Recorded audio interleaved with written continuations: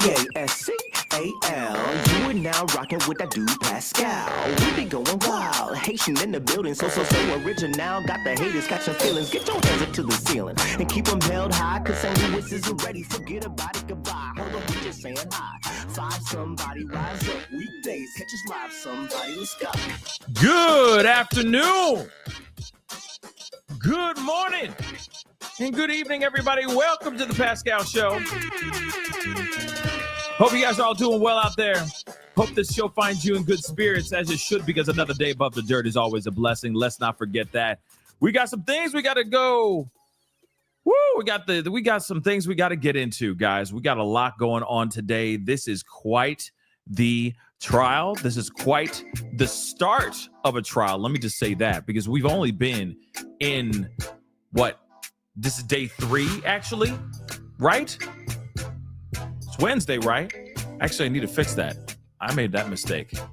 It is day 3. My bad, guys. Day 3. And this is some crazy stuff. All right. There's a lot going on.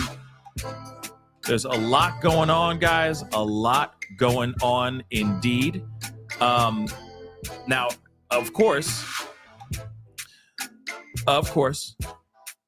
there is so much that we need to break down and we have to get into. And sorry about the late start. I had some technical issues. Okay, some technical difficulties. All right. But I appreciate you guys being here and spending the time with me. All right. So before we get into everything, do me a solid. Okay. Sorry, I'm trying to fix this title and it won't let me fix the title. Let me get this right. Okay. So do me a favor before we get into everything. Hit that like button down below. Crush it. Do it or do. Hit that reaction button if you're watching on other platforms. If you are watching on those other platforms like Facebook, X/Twitter, Instagram, TikTok, Rumble, make sure you hit that follow button. Crush that subscribe button here on my main channel. Go to my second channel. Okay. It's called The Pascal Show Clips. Subscribe over there as well. Okay, because honestly, there's a lot of things I'm talking about over there that I'm not talking about over here, and vice versa. And there may be updates over there or recaps of what we've talked about in these long shows that we're covering over there. You see what I'm saying? So make sure you are on both platforms. Make sure that notification bell is set to all, so you know whenever I go live, whenever I upload, because it is random. A lot of times it's breaking news or things that are just starting to pop off. Okay. Especially this particular trial. So don't forget to subscribe here and the second channel. Hit that notification bell, please, and thank you. Okay, hit that join button down below. Become a member. Check out my Patreon. Check out my locals. And, of course, check out PascalMerch.com. We got some really great stuff over there. PascalMerch.com. Trust and believe. I'm sure you're going to find something you're going to love over there. We got some fantastic stuff. Okay, let us get into this conversation. We are here for a good long haul. Why? Because Diddy is in trial right now as we speak. It is day 3 of the trial. CASSIE has already been taken the stand yesterday with some very unbelievable pieces of information. She gave out some very graphic details on things that I don't think we all wanted to know. How they knew each other biblically, for lack of a better term. And of course, there was a lot of things that were being shown in there in the questions and, of course, all the information that she was giving out about how this thing was actually orchestrated solely by the man himself, the diddler. Yeah, guys. He is in some serious deep doo-doo. Because here's the thing. Yes, I even said it yesterday, even last night in a video that I did with surrounding Suge Knight speaking out and saying some wild stuff, which I thought was absolute trash. But anyway, what I think is very interesting is how the prosecution has approached the situation. I kind of feel like let's get to the meat and potatoes. Let's get straight to the point, right? There was a lot of groundwork, laying the groundwork, trying to set up, for the jury, the relationship, which a lot of us already knew. Okay, a lot of us already knew the story, the experience, but then hearing it from her again, yes, is of course important, but at the same time, we want to get to the reason why he is literally locked up, why they are trying to lock him up for good. What crimes has he committed? Because let's be real. I'm sorry. I hate to say it like this because I would love to get him thrown under the prison for what he has done to Cassie as far as the attacks that he put, the violence that he inflicted upon this woman. All right. But that's not what he's on trial for. He is on trial for racketeering. He is on trial for STing and, of course, pros and all that stuff. Right. So let's get to the meat and potatoes, right? Let's get to the part where he is actually doing the racketeering stuff, doing the trafficking stuff, all those things. Let's get to the point, baby. Let's go, right?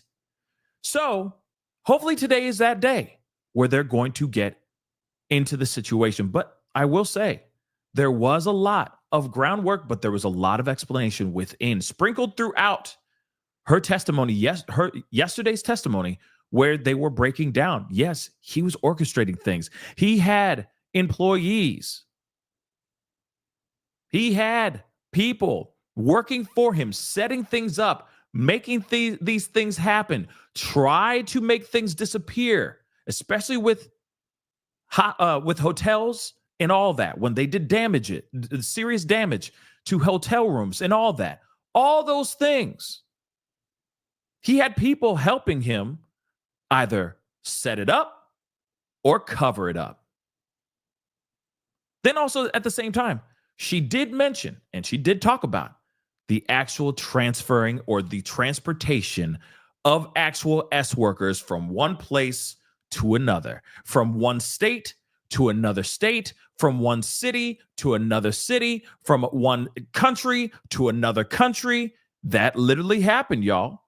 She said, hey, he would ask and bring people out to Miami, Atlanta, New York, even if I remember correctly, something like Jersey or something like that.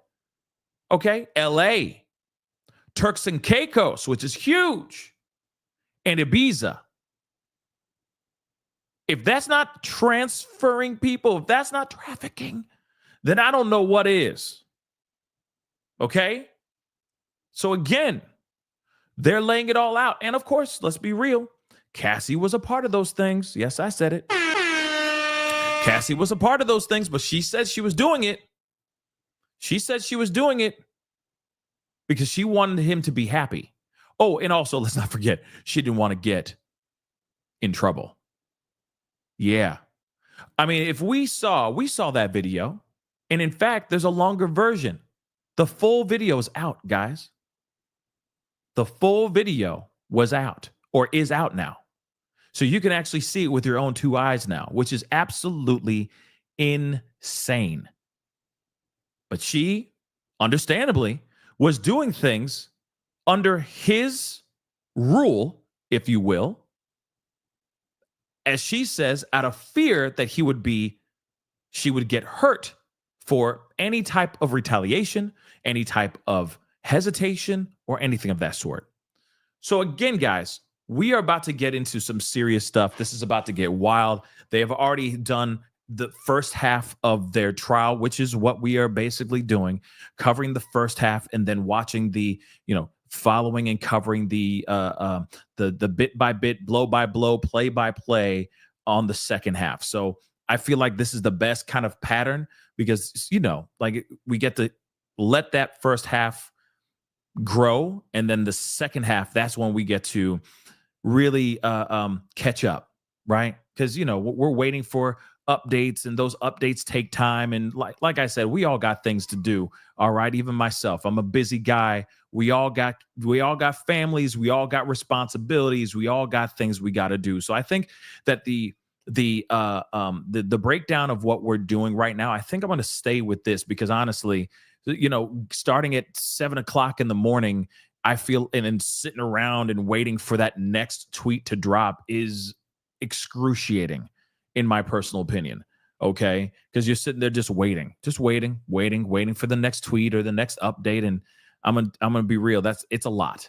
Okay. I think a lot of this can be broken down like how we've been doing over the past couple days. And I think I'm going to keep with this pattern. So just so you know, it'll be around, Yeah, you know what I mean? Half of my audience that watches this show ain't even up at the time that this trial is even starting. Real talk. So again, when I look at this, I'm like, it might be better if we start it at noon Central Standard Time, and then we just do the catch up, right? I think that's the best way we can do it. And then it's just like bang, bang, bang. You get everything in 4 hours, less than 4 hours. I like that. I'm with that because that's a lot of talking, guys. Real talk. That's a lot of 4 hours of talking nonstop is a lot, y'all, too. Okay? Sheesh. Okay? It's a lot. Okay? So I think that's what we're going to do. Unless there's something that is like, I don't know, monumental or something like that. I might start a little bit earlier. But for right now, I think this is what we're going to do. Okay? Because I know everybody wants to get it nice and, a nice, tight, bundled. That sounded weird. Pause. But you know what I mean? We just want it nicely packed together in one nice package. Short and sweet. Unlike these freak-offs. And get straight to the meat and potatoes. So let's get into this, guys. And Jessica, thank you so much. You're so real too. Oh, I should do the Diddy thing now. Apparently he's doing this to his people in the in the courtroom. He's just turning around to them going, yeah. That's what he's doing to people. Like, real talk, let me just say this. Why? And Tyler, I love you guys. I love y'all so much. Real talk. I appreciate all your energy, being here, being a part of this, laughing, crying, arguing, getting angry, getting upset, being happy, and rolling through all of this. We have really cultivated an amazingly beautiful family over here in the family chat and all that. And I really do appreciate you guys. Real talk. Okay. But I'm just going to say this really quick. Can we just, I just want to address the elephant in the room.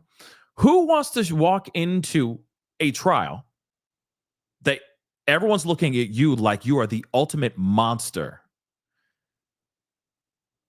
I'm sorry. It just seems a little bit weird for Diddy to be walking in doing like all this stuff like he's still a superstar. The heart stuff. You know what I'm saying? That's weird, right? Is it just me or is that a little weird? But he's doing all that stuff. Let's not forget the first day he showed up with the Bible. He showed up with the Bible, y'all. I still wonder if he has it with him now. Because I don't know if God wants to be in that room hearing all the nasty stuff he's done. Like on the on the nipples, man. Oh, Lord. It's nasty. Okay? I'm not surprised that Bible didn't get up by itself and said, peace be with you, and just walk right out the damn courtroom. I can't. It just went up in flames. That's what happened. It caught fire, went whoosh. You did what? With whose man's juices? On your testicles? What? Whoosh. You know what I'm saying? But why would you walk in going, hi, Mom? You know what I mean? Like it's like that, like you're going to go see your kid. Like you're going to go see your kid doing like doing like the first Thanksgiving play, right? And he's walking in like, hi, Mom. Hi. And she's like, honey, sit down. Do your lines. You know what I mean?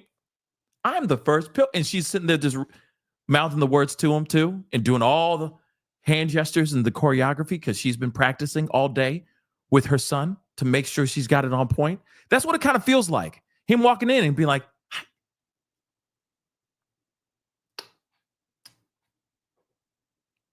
Got my Bible. You know what I'm saying? It just seems a little bit weird, right? Is it just me or is that's weird? Y'all, that's weird. It's weird. I'd be like, yeah. Because in my mind, I'm like, you guys are about to hear some nasty, unbelievable stuff that I did to women. And majority of the people, a good portion of the people that are there in support of him are women. He got his mama. He got one of his baby mamas there. He's got his daughters in the room. Are you kidding me? Are you kidding me, guys? You really think that those kids are sitting there going, at first, I'm sure they're like, he's innocent. Daddy's innocent. This is what the girls are doing. The fellas are just sitting there, just stoic, I'm sure, just sitting there. But as Cassie's breaking down everything, I'm sure they're like, he's innocent. Oh, man, juice on the chesticle. Okay. Maybe he ain't so innocent. Daddy, why did you do that, Daddy? Come on, y'all. You really think these kids want to stand by a father that's being accused of doing some... His own mama, I'm sure, is like, mama didn't raise no nasty heathen like that. You know what I'm saying? Am I the only one? I've had time to think, as you guys can see, I had time to think about this. Real talk, that's nasty. Okay? Nasty. All right. I see a bunch of love in here. I appreciate it. We're going to get to those. I promise. We got to get into this, but I just had to warm up the show just a little bit, invent a little bit. How can any child be in that room right now? I don't care if you are a grown-ass kid. That is still his kids in the room listening to how he has done unbelievable, disgusting things to a woman, has objectified her, treated her like she was nothing, treated her as if she was a toy that he's just going to throw to the side at any time. That's how he's been depicted. An absolute, disgusting, misogynistic monster with crazy, crazy appetites, zesty as hell, zestfully clean, like really nasty, guys. Nasty. And you got your kids in the room? The hell's wrong with you, man? I'd be like, I wouldn't worry about Cassie's husband in the room. I'd be like, can my kids leave? Because I don't need them to have more reasons to go to therapy. Real talk. You don't think those kids are already needing therapy already? Come on, y'all. Let's keep it a bean. Now more reasons that they're going to be popping pills, drinking more, and doing God knows what else. Unless those kids are already savvy to that kind of lifestyle. I said it. You'd think otherwise. You'd think otherwise. Real talk. I'm just gonna get into it, okay? We're going to go and talk about this, okay? We have got to talk about this. We got to continue with this crazy stuff, which is the Diddy trial, day number 3. Like I said, I wonder where that Bible is right now, because there's even more disgusting things that they have said and have put into this conversation. And man, oh man. So again, like I said, we are going to be bouncing back and forth from a lot of different periodicals. Again, I appreciate all y'all for being here. It really means a lot. Get ready and get used to this pattern, because I think this is what we're going to do every single day for this trial. We'll start around noon, 12 Central Standard Time, so that we can let the first half of the day cook, and then we'll do catch up, and then we'll get to where they are live. Okay? I think that's the best way to do it. It gives us more room to commentate, talk to each other, react to the crazy stuff like nut juice on chesticles. Yeah, that actually happened.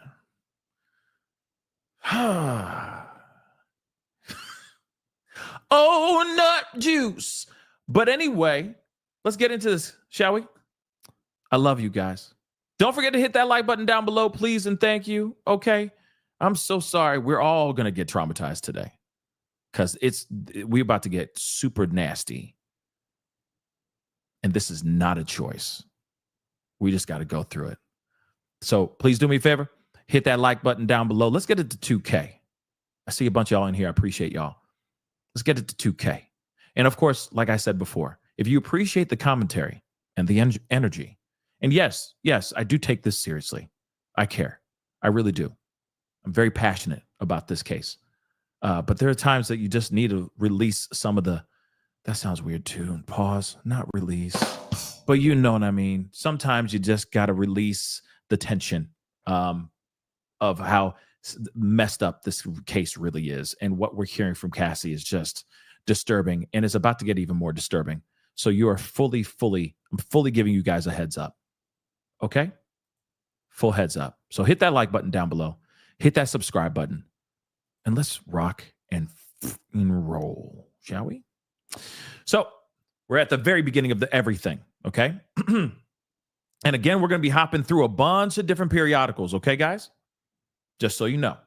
And then, of course, there's going to be updates galore. So just ride with me. This is how we do, okay? So this is from NBC News.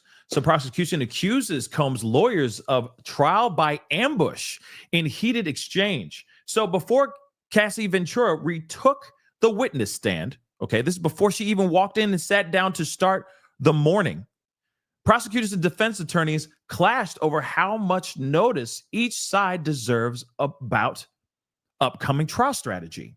So the prosecution was noticeably very angry as she lashed out at the defense for allegedly not turning over exhibits it was planning to use in question. Used to question Ventura, Cassie. So they were going to hide some things and then just throw them out to just kind of surprise Cassie out of nowhere. Throw her off completely, right? We don't want a trial by ambush. I think that's wrong too. But defense attorney Mark Ruffalo, Janine Garofalo, insisted his side doesn't need to tip its hand about how it will cross-examine prosecution witnesses. They have the burden of proof. We don't have to give the government what we are going to use so they can prepare for their witness. But isn't that weird? I thought there was supposed to be discovery. Aren't they supposed to know everything before it's presented in court? Right? Isn't that how it usually goes down?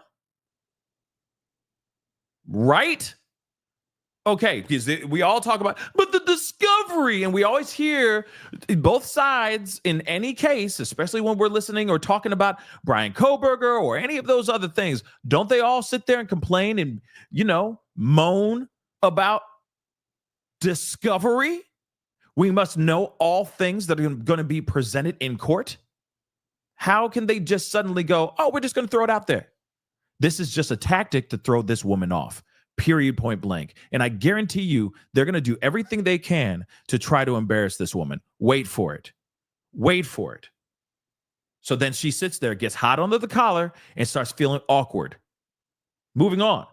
So the judge denied the government's request that the defense turn over what it expects to use for her cross, for Cassie's cross, which is surprising, guys.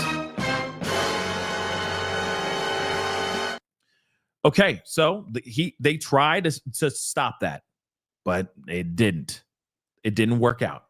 So they're saying Cassie describes hotel attack. Now, like I said just earlier, the full video is out. I'm not playing it because it's graphic stills. You know what I mean? These platforms, they don't like the footage. Understandably, we gonna let it be. Okay, we just gonna go and let it be. All right, but nonetheless, that footage is out there. And she said yesterday that she was leaving from another freak off. A freak off had been done. She was trying to leave because Diddy wanted to. She was under the impression, she interpreted his messages like he wanted to go and do another one. She wanted to kick rocks as soon as possible. Okay? She wanted out of there as soon as possible. So moving on. And guys, we are looking at multiple platforms. You know what I mean? If you got a problem with NBC, don't worry. In 2 seconds, I'm going to be hopping over to another platform, and I'm sure somebody's going to have a problem with that too. So I can't answer and please everybody. So NBC, New York Times, Washington Post, okay, and Inner City Press is where I'm getting all the information. So give it a second and trust. I'm sure in 2 seconds, it'll be a different periodical that we're reading from. Let's continue, okay? So She described how Combs, Diddy, lost control in the situation at that hotel hallway, hurling a vase that just missed her. I don't remember exactly his words, she told the court. I'm sure he was calling me something other than my name. I'm sure anything but a child of God, I'm sure. Security was eventually called, but Diddy allegedly made himself clear that Cassie wasn't free to leave on her own accord. The defendant told Cassie that Cassie that I wasn't going to leave. I wasn't going to leave him. That I couldn't. This is what she said. This is what she said during this trial. Okay, so he banged and kicked a door in her apartment after the actual hotel incident. She says so. Diddy pounded on the door, on Cassie's apartment door, demanding to see his then girlfriend after attacking her in that infamous Los Angeles hotel video. So Cassie still isn't sure how Diddy got to the 17th floor of her Westwood apartment building, calling the scene chaos outside the door, banging, kicking, yelling, and banging more. He didn't get inside. Good, because if he got in, God only knows what could have happened. Now, again, you don't think that he could have found a way, maybe talked his way into the building? Oh my God, you're Diddy. Yeah. Yeah. Can you help me out? I'm trying to get inside. Do you mind? Yeah, thanks, brother. Or thanks, my girl. Whatever it may be. You never know. Somebody's going, oh my damn. That's Diddy. Whatever you say, man. I'm a huge fan. Can I take a photo with you? That's possible. Or here's some scratch. Here's some money. Open the door for me, man. I just need to get into the front door. That's it. How about this? If I just give it like $1,000 right now for you to open this door, what would you say? How about if I just put this down, put this money down, the stack of money right down, and you open the door and I turn around and that money be gone? What you think?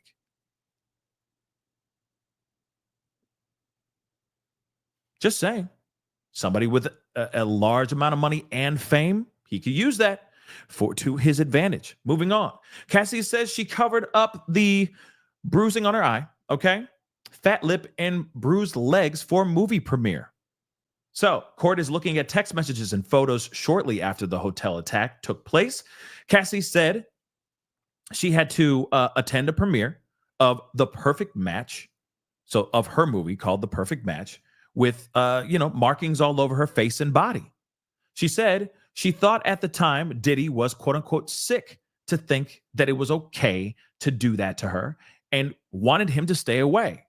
Remember, the freak off that she ran away from, okay, she got done performing for him. She thought that he was going to be happy, satisfied, okay, satisfied enough. He wanted to do it again. He knew that there was a movie premiere that she was supposed to be there for. During that particular freak off, they're drinking, they're doing their thing, and he puts his hands on her. This is the reason why she has the bruising on her face.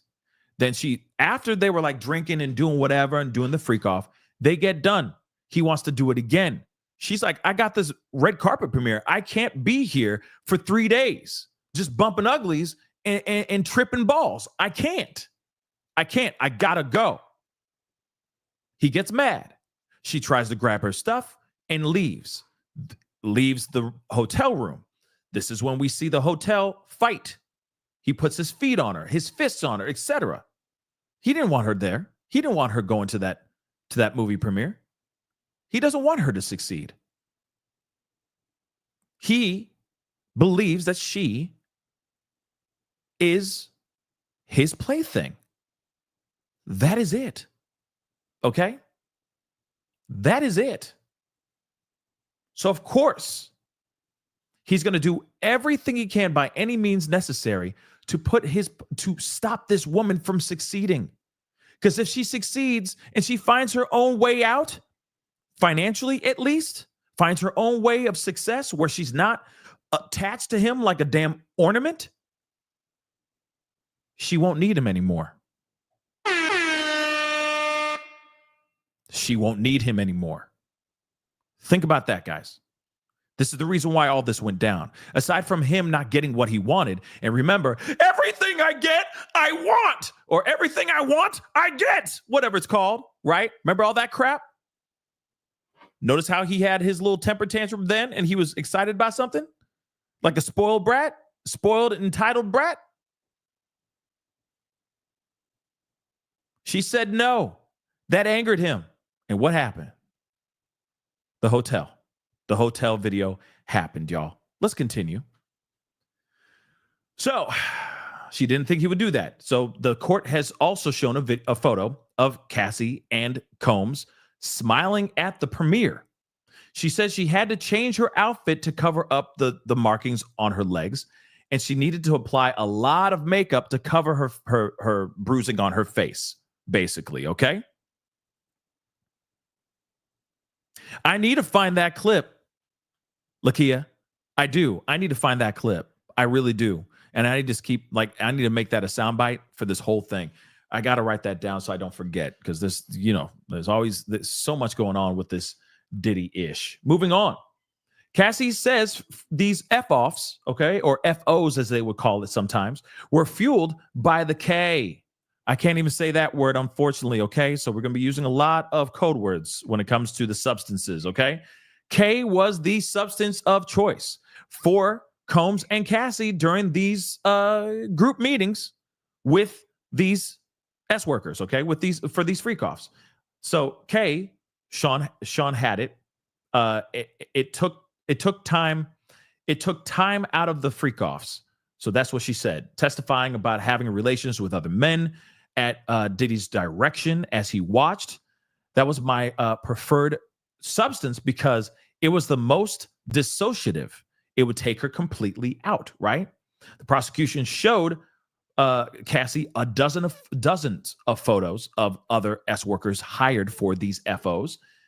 Cassie remembered many, but not all the names, such as Ash, Islander, Skylar, and Jake from the website Cowboys for Angels. I still have a problem with the name Cowboys for Angels. That's just weird.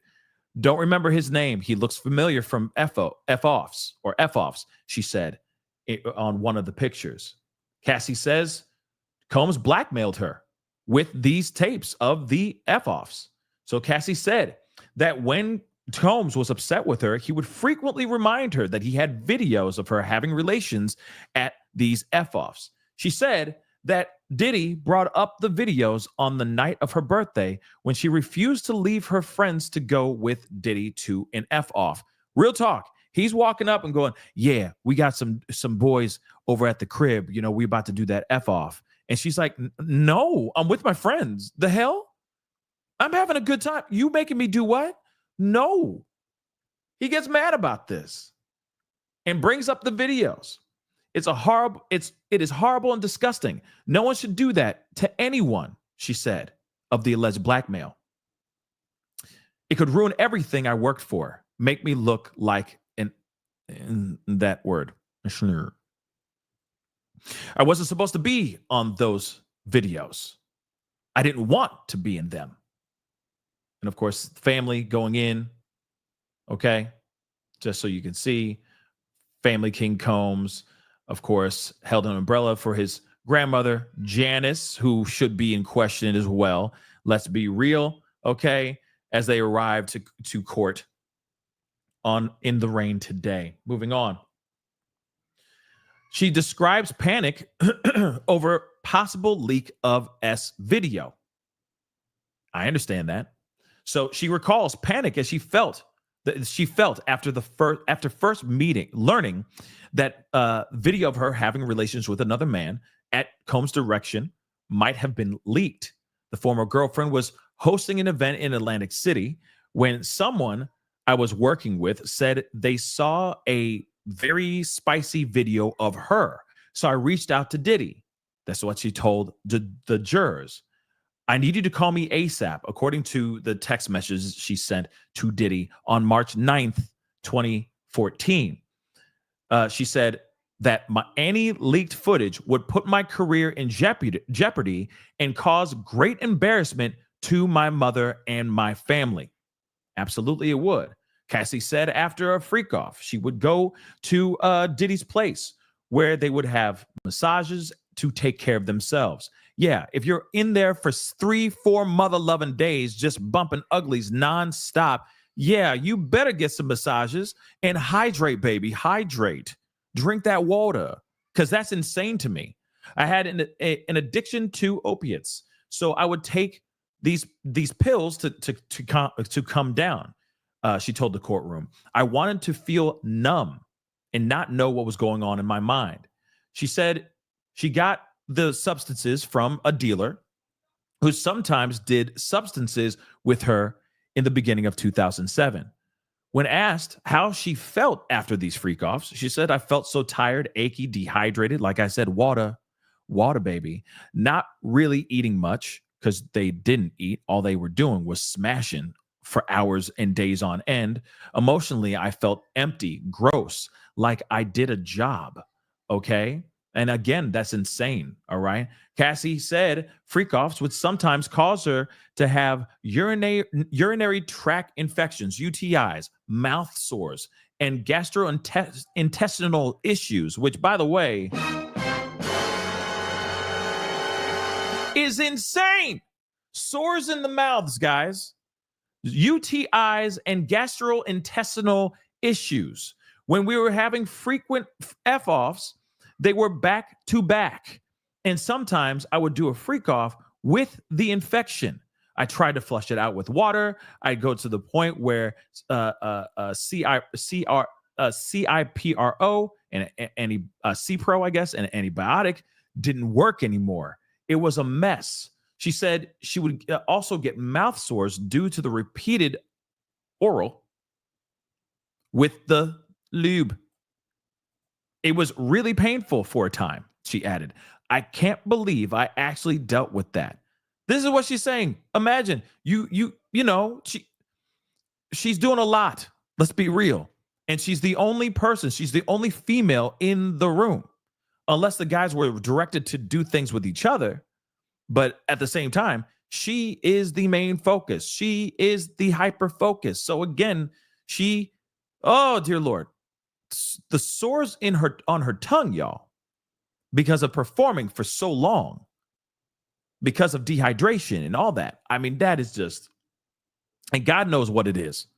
It could be the gift that keeps on giving, if you get what I'm saying, or it could just be sores because of having to perform in that way. You see what I'm saying? So she tried to force a swingers lifestyle on, Diddy, tried to force this swingers lifestyle on her with these types of spicy clubs and whatnot. So Diddy told his then girlfriend Cassie that having multiple partners was a lifestyle, really, and a turn on for him. This is what Cassie said.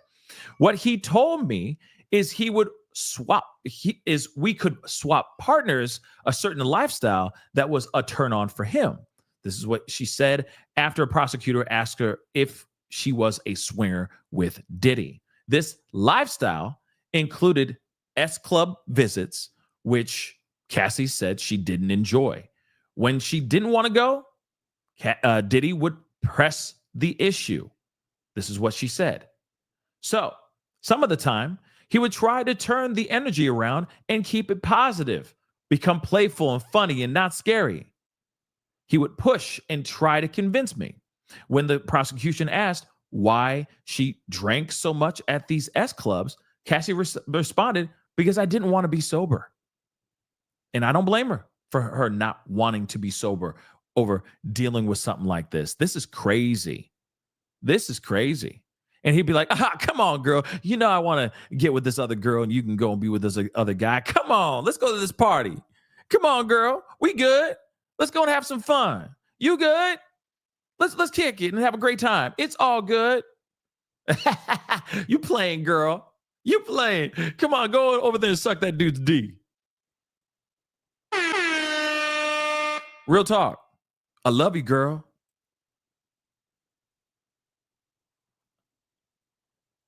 I love you. Yeah, he did pimp her out, pretty much. Moving on. She would get she would get scared during the F-offs, okay? and he would hurt her. So she testified that sometimes she would be afraid doing the F off parties, which often turned violent. Diddy would put his hands on me. He would push me down. He'd put his feet on me. I got to use these code words, unfortunately, guys. There were other times if we were having a bad time or if I was scared of him, uncomfortable, typically I would leave and go out the back of the hotel, she said. When asked by prosecutors how often Diddy would injure her during the freak off, she replied, "Too often."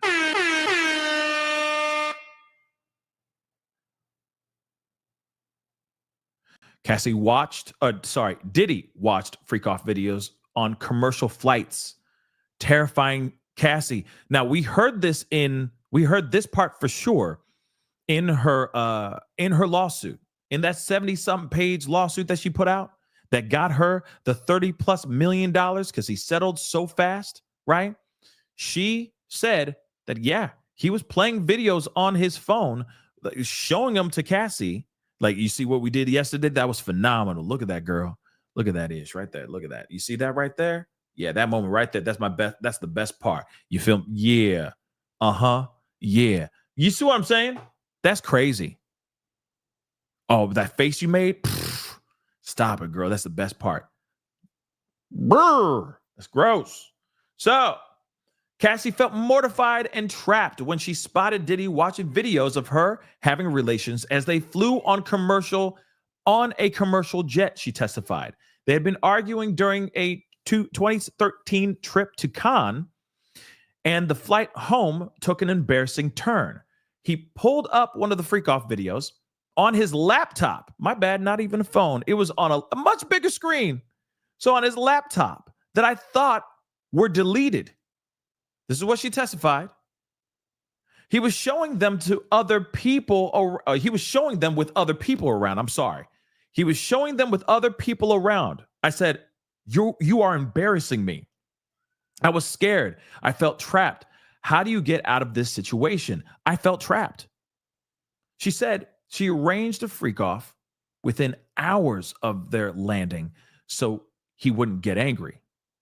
She arranged a freak off within hours of their landing so that she wouldn't get in trouble, so that he wouldn't be angry, because as soon as they landed and as soon as they got behind closed doors, she was probably terrified that he was going to put his hands on her again. If she didn't, she testified, she said the videos would be released. Diggity damn. Imagine that, guys. Imagine that.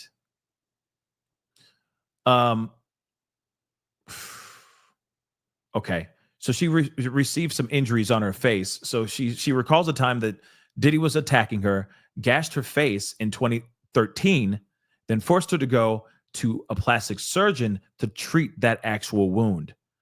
I hope she has paperwork for that too. I'm sure she does, because I'm sure the defense is like, well, we want to see all that. We need to see proof. Sean came in. I was asleep. He was trying to attack me. We went into the master bedroom. My friends were jumping on his back trying to stop him, she testified. I cut my eyebrow on the corner of the bed. He threw me onto a bed frame. I had a significant gash. I didn't go to the ER. It was a Sunday. Diddy had security take me to a plastic surgeon in Beverly Hills. After the incident, she said she texted Diddy a photo of the injury, writing, "So you can remember. You don't know when to stop. You've pushed it too far," Diddy replied. "You don't know when to stop. You pushed it too far," is what Diddy responded. Wow. Just say sorry. I don't know why I deserve that. You could care less if I was okay. And that's what Cassie responded. He literally put the blame all on her. You don't know when to stop. You pushed it too far. Hold on.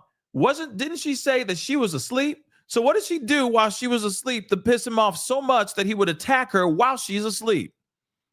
You see what I'm saying? How dare you be sawing logs?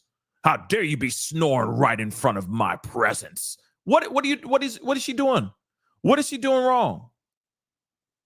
What is she doing wrong that would deserve her to be thrown around so much that she gets a cut on her, on her face? That's some messed up stuff. You did this. You made me do this, right? Look what you made me do. Ain't that some crazy stuff? Isn't that a Taylor Swift song? Look what you made me do. That's crazy. So you treat me like Cassie text to Diddy. You treat me like Ike Turner. You gonna eat this cake, anime?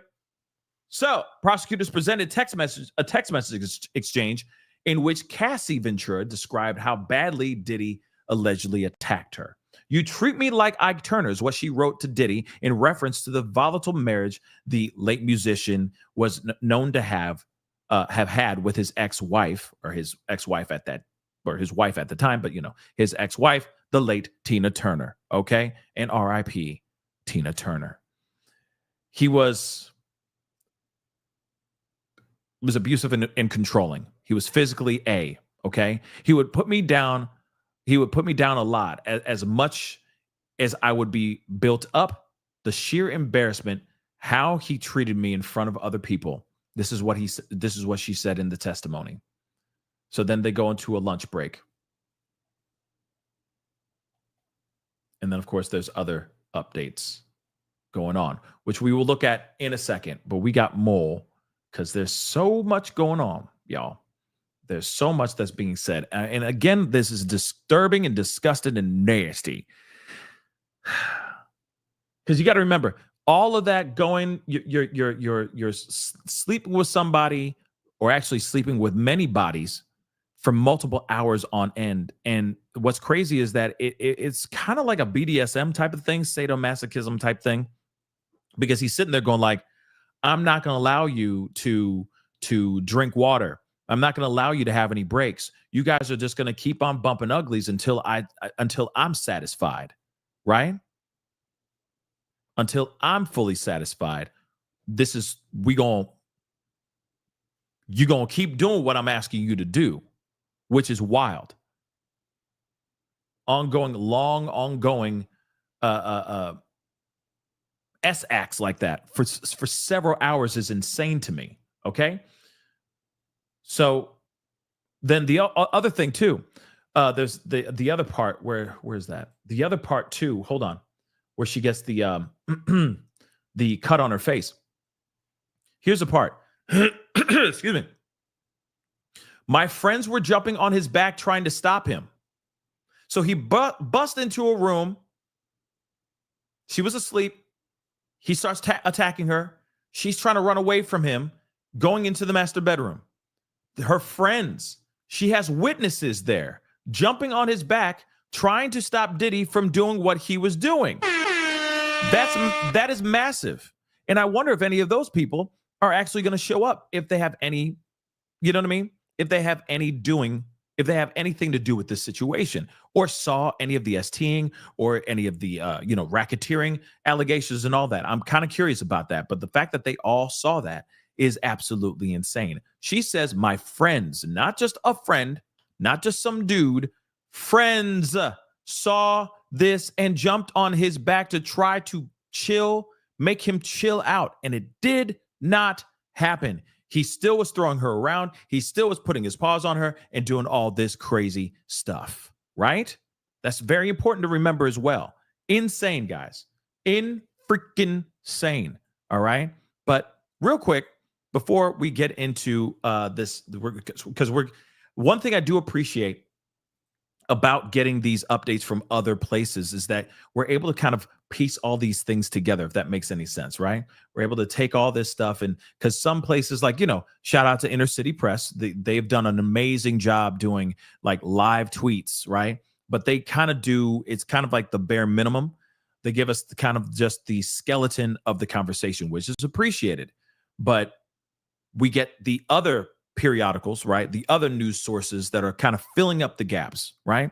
So I do appreciate all of them. Okay, NBC, Washington Post, New York Times, and the inner city press. Without all that, we wouldn't get a full scope of what's really going on, or we'd have to wait till the trial's over to hear from the news, giving their report. Like, she was wearing a tight brown dress, which you can clearly see she is pregnant as hell. We don't need to know all that. We want to hear the meat and potatoes, right? Which is appreciated. Now, of course, before we continue on, I'm going to get some water first and foremost. But second, please do me a favor. Hit that like button down below, please, and thank you.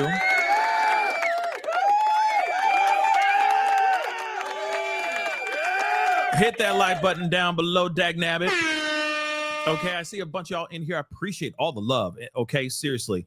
Can we try something crazy? Let's get to 8K. Why not? Let's get to 8K. I see a gang of y'all in here. This is incredible. And of course, don't forget, crush that subscribe button. Crush it. Just crush that subscribe button. We are keeping an eye on this trial. We're keeping an eye on this case. And make sure, after you subscribe, hit that notification bell, set it to all so you know whenever we go live, whenever we upload. Because right now, we are covering Diddy, but there's a lot. There's a lot of stuff going on, okay? There's a lot of other cases that we are still covering, still keeping an eye on. There's still missing person cases. There's still other unaliving cases that are coming up very soon. So if you do appreciate that type of coverage, we will be watching those as well and covering those things as well too. So again, subscribe or hit that like button down below. Crush it. Do not forget to subscribe. And of course, hit that join button down below, please. And thank you. Okay. But let's get back into this. Let's go back to the beginning. All right. So third day in a row, the jury is seeing hotel footage of the attack. Okay. Cassie says she recalls Combs throwing the vase with flowers in it. I didn't get hit. I remember it hitting the wall. He was yelling at me and threw it at me. Okay. So let's move on. She's testifying about what she recalls Combs said to her in the aftermath of the attack captured in the hotel video. The video has no sound, so we have only her recollection as Ventura was trying to leave the hotel. She says Diddy was telling her something to the effect of that I wasn't going to leave him there, that I couldn't. Like, you ain't going nowhere, girl. Yeah, it screams Ike Turner for sure. Definitely screams Ike Turner. All right.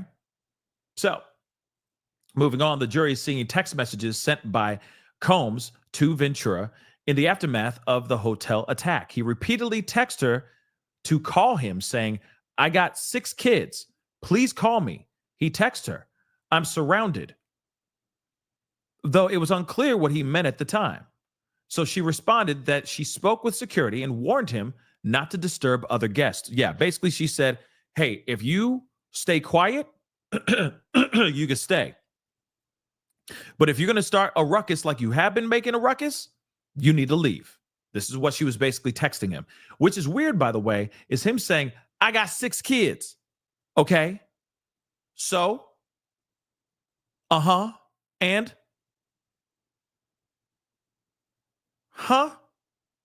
basically it's like, please don't say anything to anybody. Don't tell anybody about this. Don't go to the news. Don't go to the press. Don't say nothing to the media. I got 6 kids. Guess what happened right now? Where are we at right now? We're in a courtroom where your kids just learned that you like having nut juice on your chesticles and nipples. Okay? Real talk. All because you couldn't keep your doggone hands to your doggone self. Ain't that something? Ain't that about to shut your mouth? Moving on, though. Prosecution is showing 2 photos, okay, of the aftermath of the attack. She has a swollen lip. She testifies that that under her sunglasses, she actually had a bruising on her face as well. Okay. After the attack, Combs texts Cassie. The cops are here begging her to call him. So Cassie says she did not believe that the cops showed up at the hotel that day. She replied that she had a movie premiere for the biggest thing I've ever done in my life. And now she had a black eye and a fat lip. Please stay far away from me, she says in a text message. He was lying. This is what I think. when she says she does not believe that the police were there or even showed up to the hotel that day. What I truly believe is that he was lying. He was trying to manipulate her to be like, yo, I'm scared, babe. I got 6 kids. I got 6 kids, baby. The cops are here, babe. You got to call me, man. Call me, babe. That's what he's doing. That's literally what he's doing. He's scared out of his mind, trying to manipulate.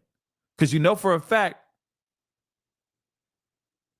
she was going to go and talk to the press if she had to. She had leverage at that moment. Because all what she had on her face, everything that she had on her face, the fat lip, the bruising, the everything, the markings all over her body, that's enough, right? That's enough. A friend of Ventura called the police after the attack, and they showed up to her apartment. Cassie testifies that she answered a couple of their questions, but she did not want to say who attacked her. Did you want to protect Sean? The prosecution asked.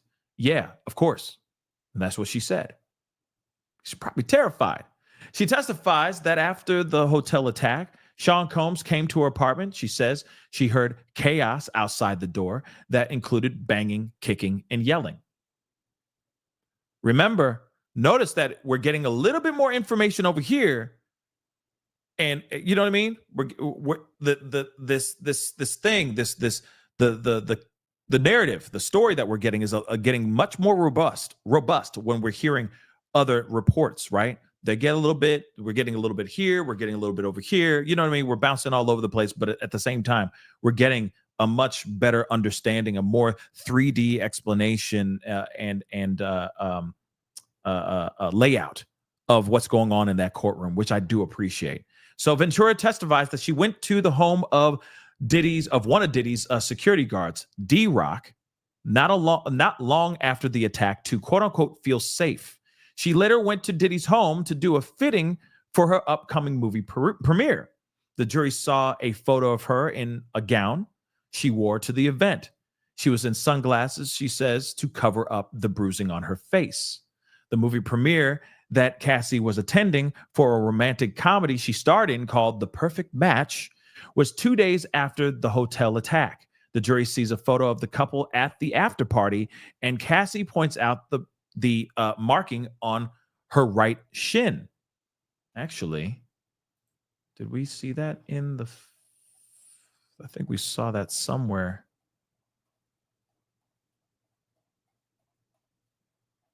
I think it's here. There is a photo somewhere of that they show. It might be here, but we'll see. Okay. But she's like wearing a dark green shimmery type of dress. And she says she was wearing that to cover as much of the markings on her body as she could, which is interesting. Okay. So that was 2 days after the attack. Of course, she talks about the bruise on her right shin. Moving on, the prosecution is showing photos of a running list of S workers they're currently at number 13. Cassie says they were hired. That Cassie says were hired for F-offs. She testifies that these men were often found through a contact with a business called Cowboys for Angels, which advertises that it provides male companions. So Cassie is identifying the escorts, and of course she's naming them, Tommy, Ash, Greg, and a man also known as Islander. Cassie testifies that it was her responsibility to reach out to these male S workers, and that it was Diddy directing her to do so. That was just my job, really. It was expected of me, she says. The prosecution is trying to underscore that Diddy was involved in each one of these F-offs, and that it was his money that was used to pay these S workers. She listed some of the cities where they had freak-offs, okay, with these men, which we heard before, which is Los Angeles, Miami, New York, Las Vegas, Ibiza. We also heard Turks and Caicos, okay? The prosecution showed 2016 text messages from Diddy to Cassie about the freak-offs.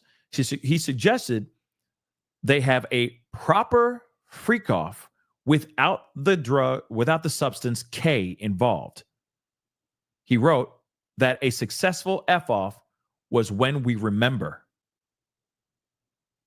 I won't bring up again until you are in the mood, he wrote, suggesting that when she was, he would fly a man known as Dave. Ventura testifies that K was her preferred substance during these F-offs because it was very dissociative. It would take her out. So she was just on autopilot, as she claims. Her testimony is now getting into her account of how videos of the F-offs were turned into blackmail materials. She says that several times Diddy brought up the subject of actually explicit videos of her when he was angry about something. One time, I dated someone else, and that's what it was all about. I'm going to put out 2 embarrassing videos of you, she says, adding that she thought he, quote unquote, just wanted to hurt me.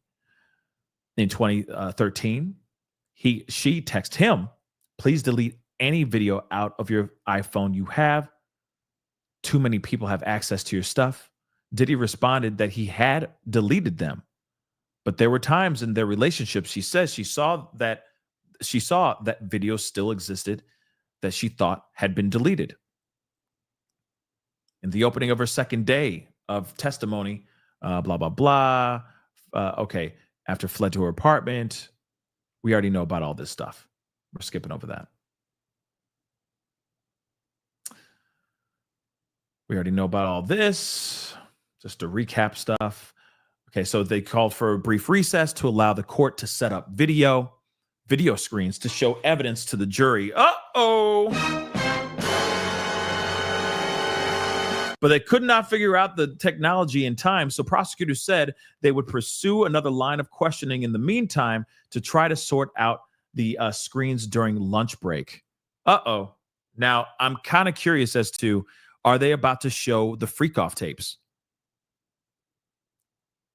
That's kind of the thing. There's been a big debate on if they're going to have freak-off tapes seen in the courtroom. And if that actually happens, my Lord, this is going to be crazy. So let's see, blah, blah, blah. They're seated in his sons are seated in the spectators gallery. Okay. 3 of the mogul's daughters have been attending the trial, are absent so far today. Shoot, thank you, Jesus. Damn right. Why would they want to be in that room, man? Why would they even want to be in that room? Okay. Oh, okay. Thank you. The classic one. They're going to be showing it in private. Thank God. Because nobody needs to see that stuff, y'all.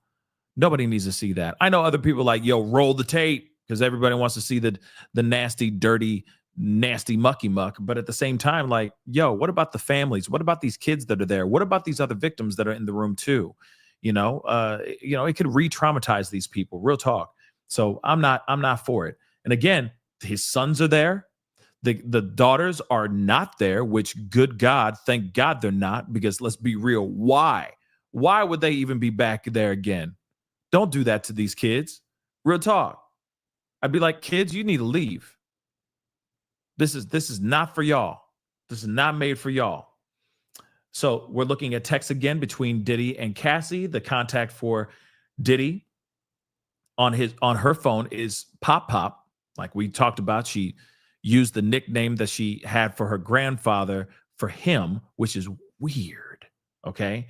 In one text exchange from 2014, the couple was urgently discussing how a DJ at a party in Atlantic City, New Jersey, told Cassie that he had heard about a very explicit video involving her.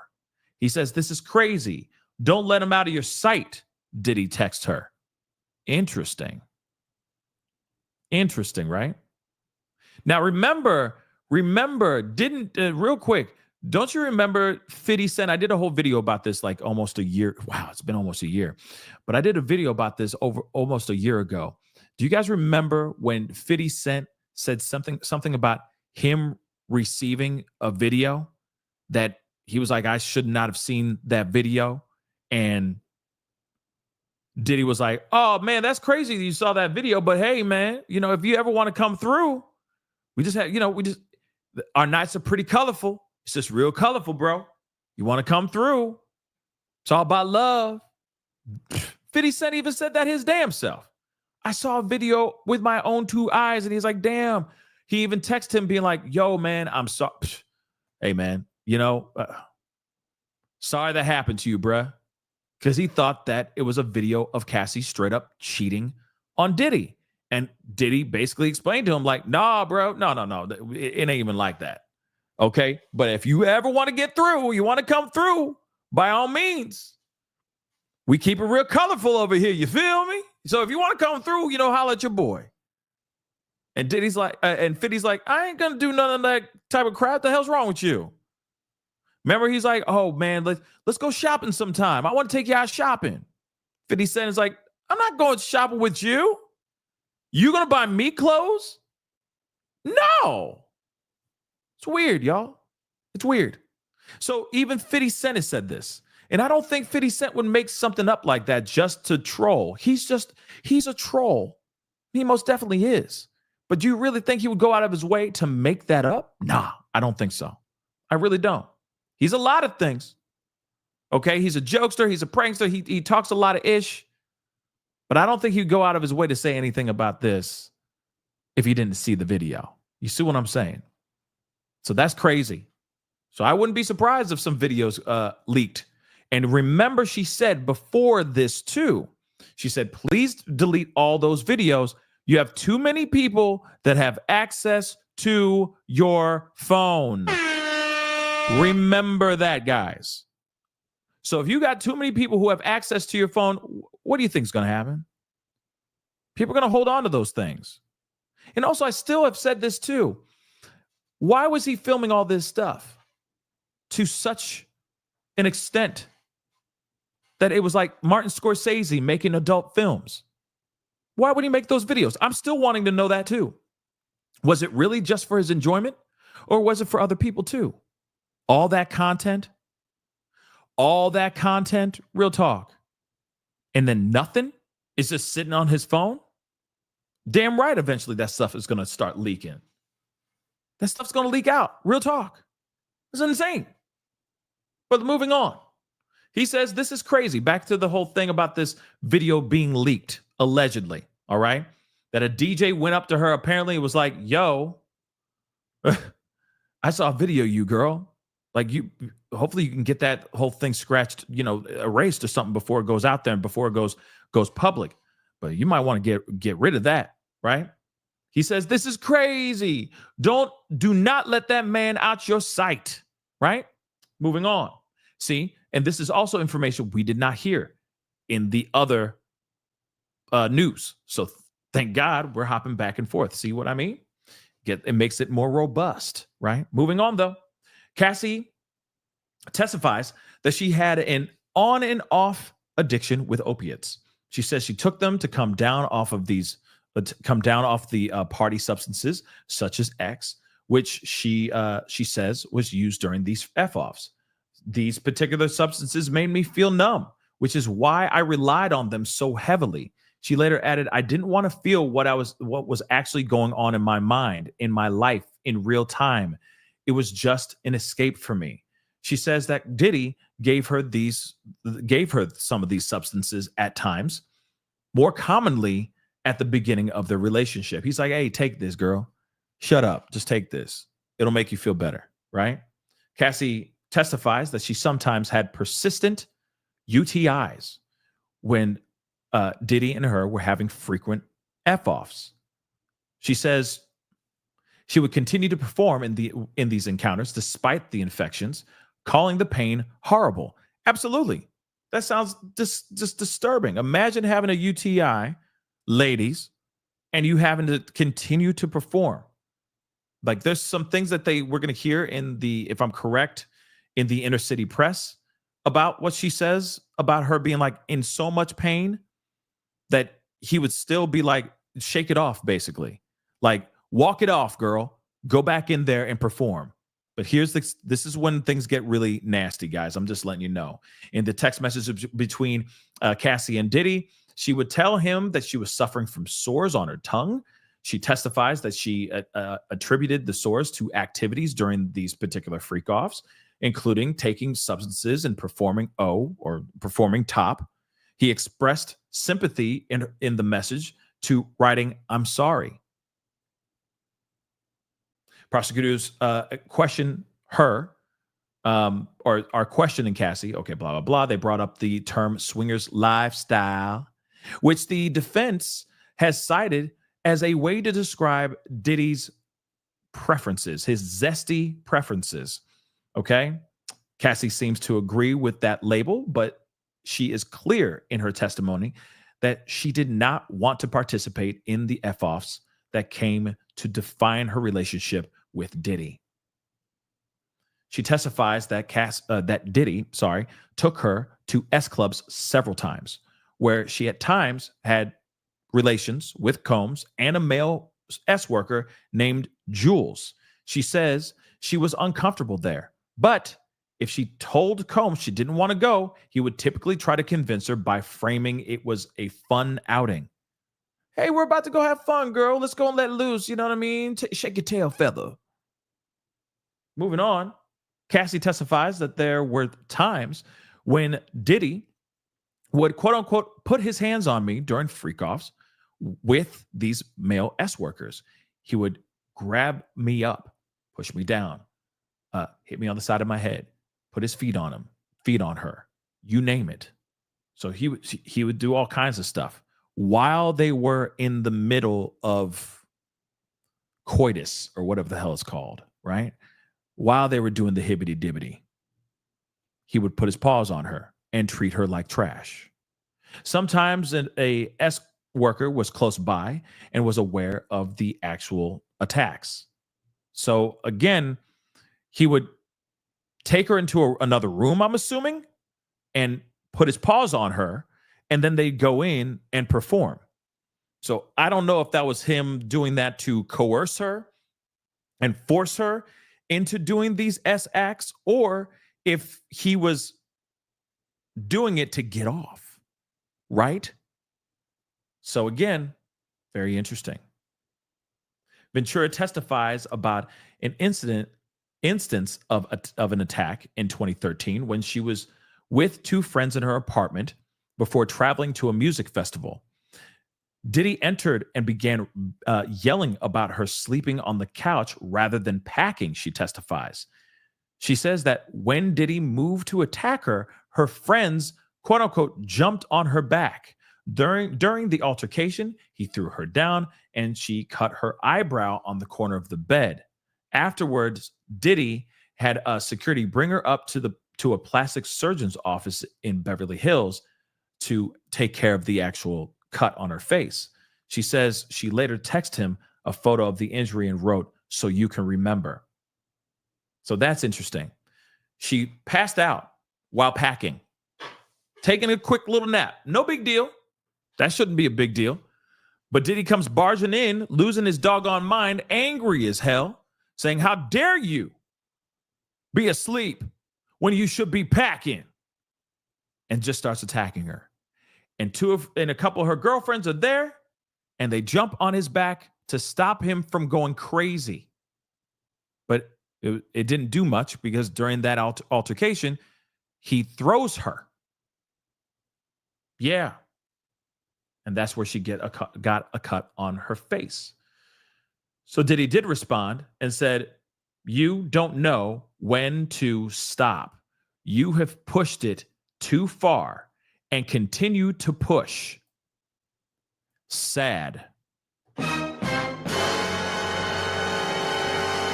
going to let that sit for a second while I take a quick drink.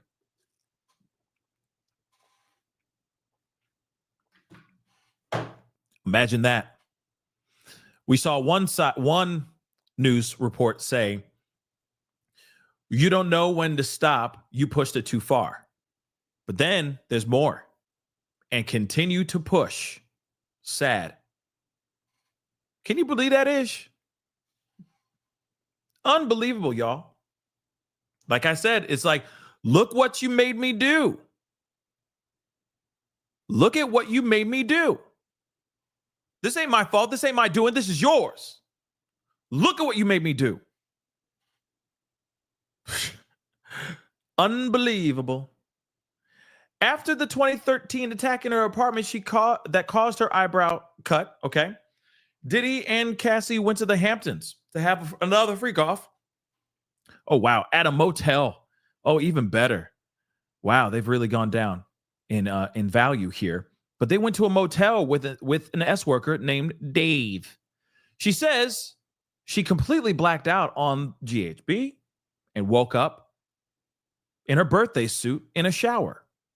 Not long after, they went forward with the actual F-off, she says.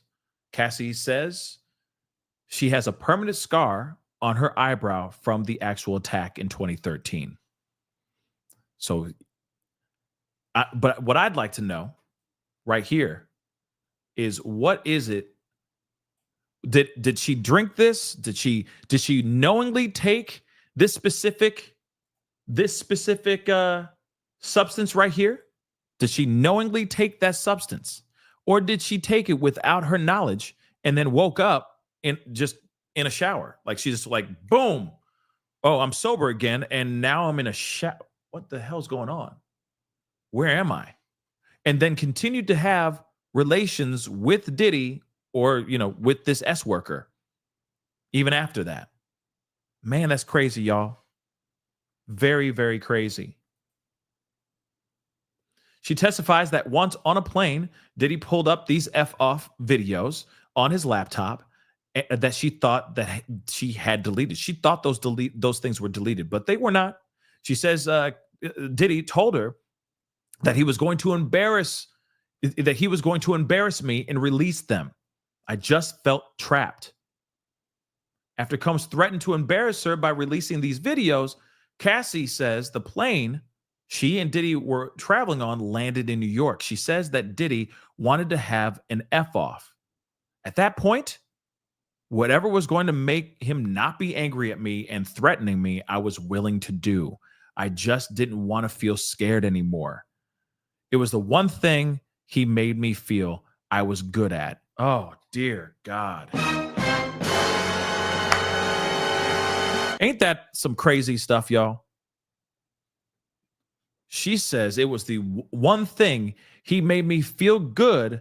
He made me feel like I was good at. It was the one thing he made me feel like I was good at.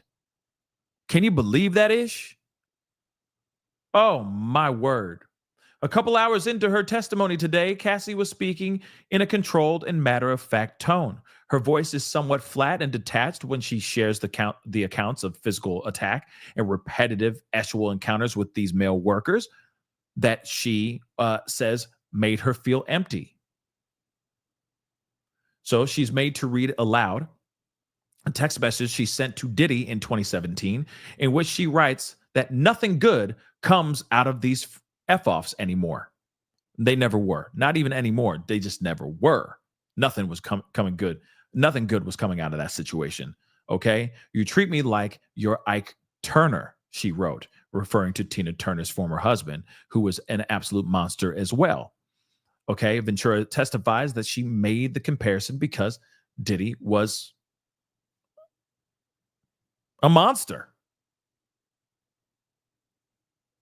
Among many texts between Cassie and Diddy, read into evidence today, are some loving messages between the troubled couple. You're truly the most extraordinary man, she said, on one Father's Day when the two were together, amid other messages working out the logistics of an F-off.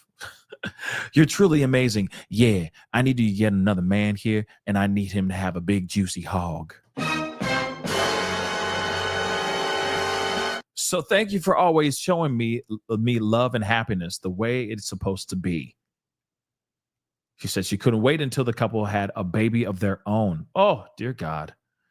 When asked by the prosecutor why she sent those messages, she responded, "Because I loved him and it was Father's Day."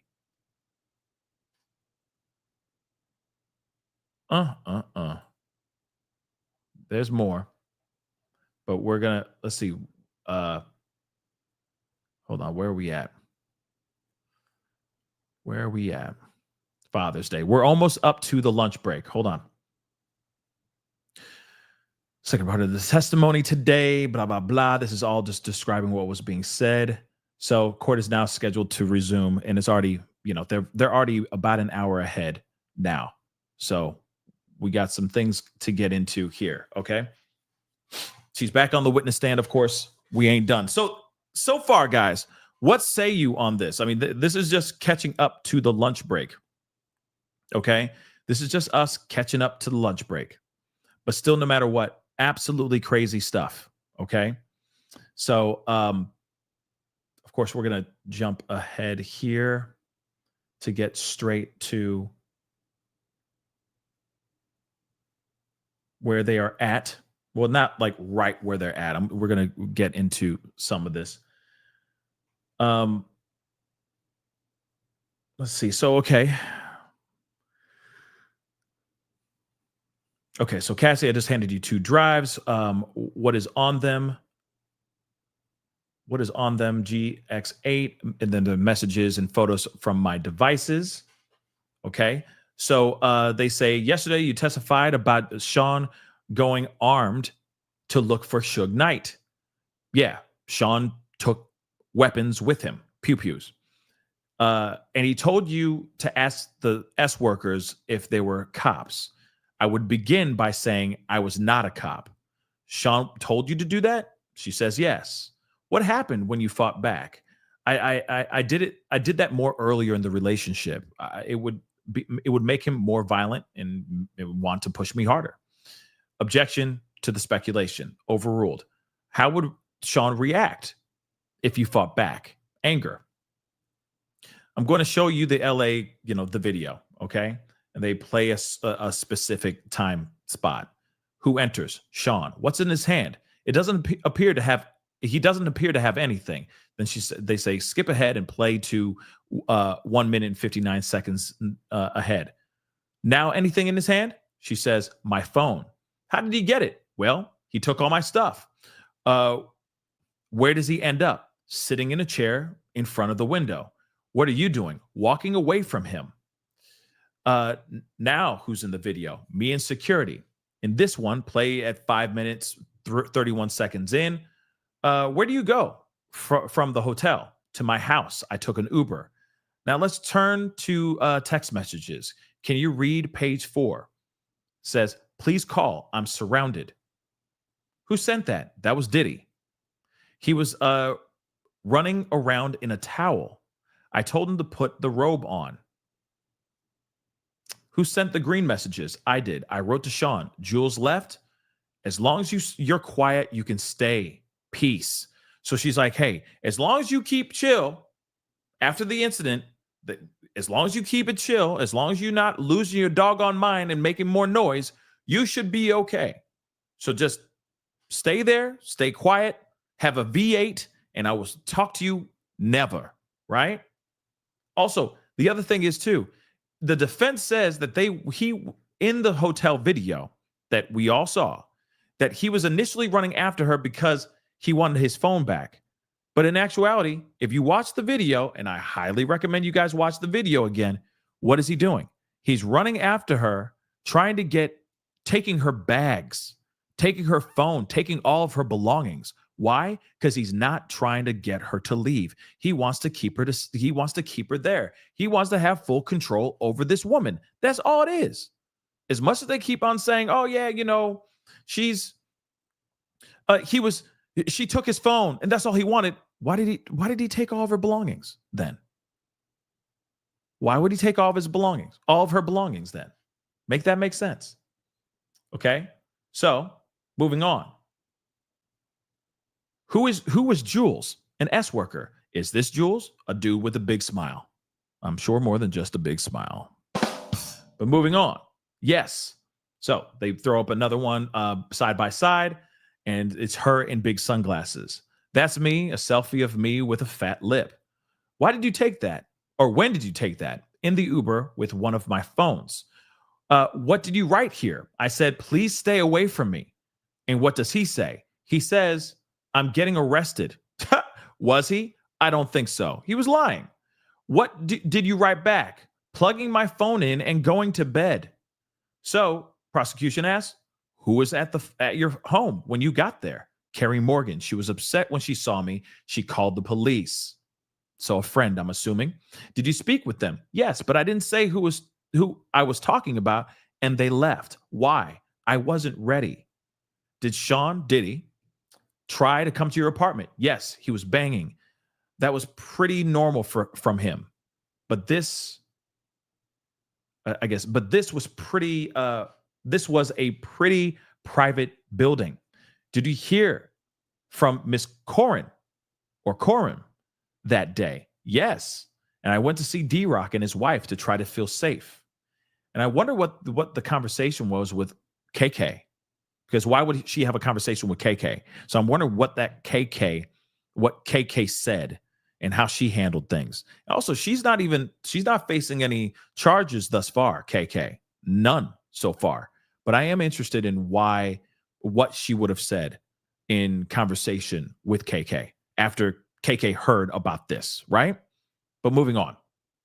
Went to D-Rock and his wife's home because she wanted to feel safe. In this video, in this photo, what are you wearing? A gown and sunglasses. I had a black eye. What if any other markings was visible?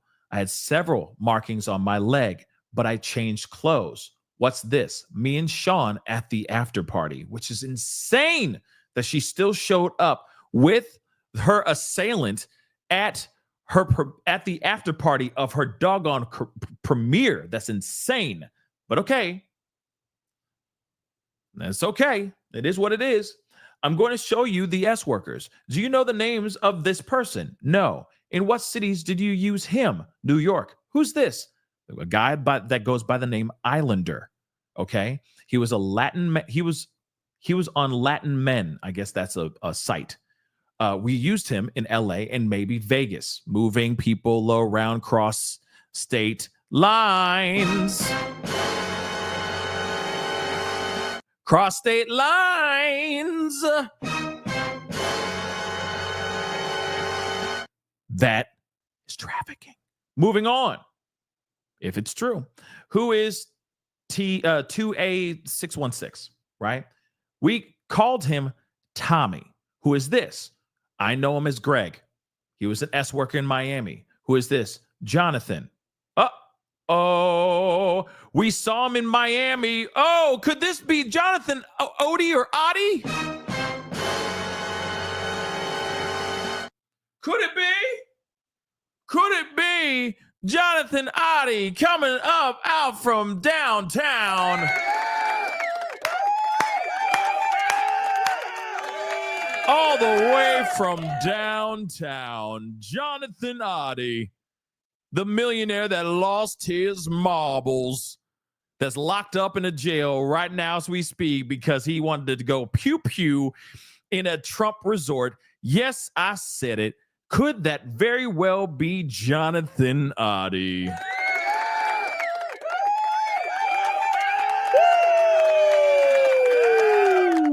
Oh, my Lord. Oh, my damn. Oh, he's in jail. He's being held up, y'all. I mean, unless he got out.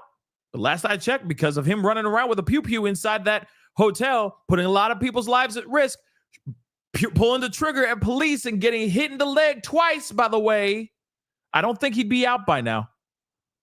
That shows he's a very dangerous man. He lost his marbles. Lost his marbles. He lost his damn mind, y'all. Okay? Woo! Jonathan Adi, all the way down from downtown. Look at him with his crusty ears. Okay. Okay. Okay. So in other words, John, if it is really Jonathan Adi, because I'm sure we're going to hear from somebody that was in the room, and they're going to say, oh, that was most definitely a photo of Jonathan Adi, and everyone's going to be losing their mind. But if this is the Jonathan that I think it is, no one believed him. No one listened to him until just recently. Ain't that some crazy stuff? He was saying this years ago, and look at where we at now. Ain't that something? Just so you know, Jonathan Oddie, possibly Jonathan Oddie. Moving on, we saw him in Miami. Who is this? A guy in a red baseball cap, hopefully, red baseball cap. All right. So I don't know. He looks familiar from the freak offs. So what did you write here? This is all we do. I'm just getting back on track. I'm sure you can call Kim or something. What did you mean by this is all we do? The F-offs. Did you try to avoid anything in the F-offs? I tried to avoid kissing. It seems too intimate. But Diddy told me to do it, to actually kiss these S workers. What did Sean or Diddy ask you to do on your 29th birthday? An F-off. That was his present to her, right? Ain't that something crazy? So he pulled me out of the Blind Dragon for an F-off. Some security. Interesting. What about blackmail material? He wanted me to fear. Objection. Judge says overruled. When would Diddy mention the F-off videos? I think they're saying why? Why would Diddy mention these F-off videos? To hurt me. So Cassie says, one time I was dating someone else and he threatened to release the F-off videos. I'd have to answer to my mother. It's horrible and disgusting. No one should do that to anyone. Prosecution, what did Diddy say the impact would be? She says, shame. Shame. Shame. You know, the Game of Thrones, shame. Anyway, let me show you a chat. Who's on it? Me and Diddy, July 22nd, 2013. Read your message. I wrote, please delete the videos off your phone. Too many people, like I said earlier, have access to your devices. He said, no iCloud, all good. Ambien kicking in. Really? He said, no iCloud, so we good. And I just took an Ambien, so I'll be out like a light. Oh, my dear Lord. Moving on. Does they take a break, change some things to the courtroom? During the break, he sits at Diddy sits at the defense table. His lawyer, Xavier Donaldson, leaning down to speak with him. There's still some issues, continuing on. There's still some issues with the privacy screens. So we'll put that off and do something else for now. So they say, welcome back, Cassie. They bring the jury in. Okay, I offer more I offer more exhibits. That's what the prosecution says. What did you say here? I've been told there was an explicit video out there about me. I reached out to Sean. Then what? We were driving back to New York City from Atlantic City to talk to this DJ Who Kid. Did that happen? At a restaurant. What was security's role? To intimidate. They were lining the room. Who was there? Uncle Paulie, James Cruz. How would you recover from a freak off? See, I see. This is the thing. I'd want to know more about the conversation that was being had with DJ Who Kid, right? I'd want to know more about what's going on here. Why would you just stop suddenly and just move on? Moving on, let's go back to the freak offs again. Did you have to put ice on it? A lot of Bengay? Like, what were you using? Like, come on, y'all. I'd want to know more a little bit. You know, and of course we can go back to the freak offs. There's plenty of conversations about the freak offs, but I want to know who this DJ Who Kid is, right? And what was the intimidation tactics aside from security lining the room? What was the discussion about, right? What kind of conversation were they having back and forth? You feel me? That's what I want to know. But moving on, how did you recover from the freak offs? Like, okay, forget about possibly him bribing somebody or threatening somebody's life to get these videos deleted, Or did the guy actually really have the video? Did he really see the video somewhere? You see what I'm saying? I would really want to know more about that too, but okay, moving on. How did you recover from the F-offs? She would take these specific opiates, right?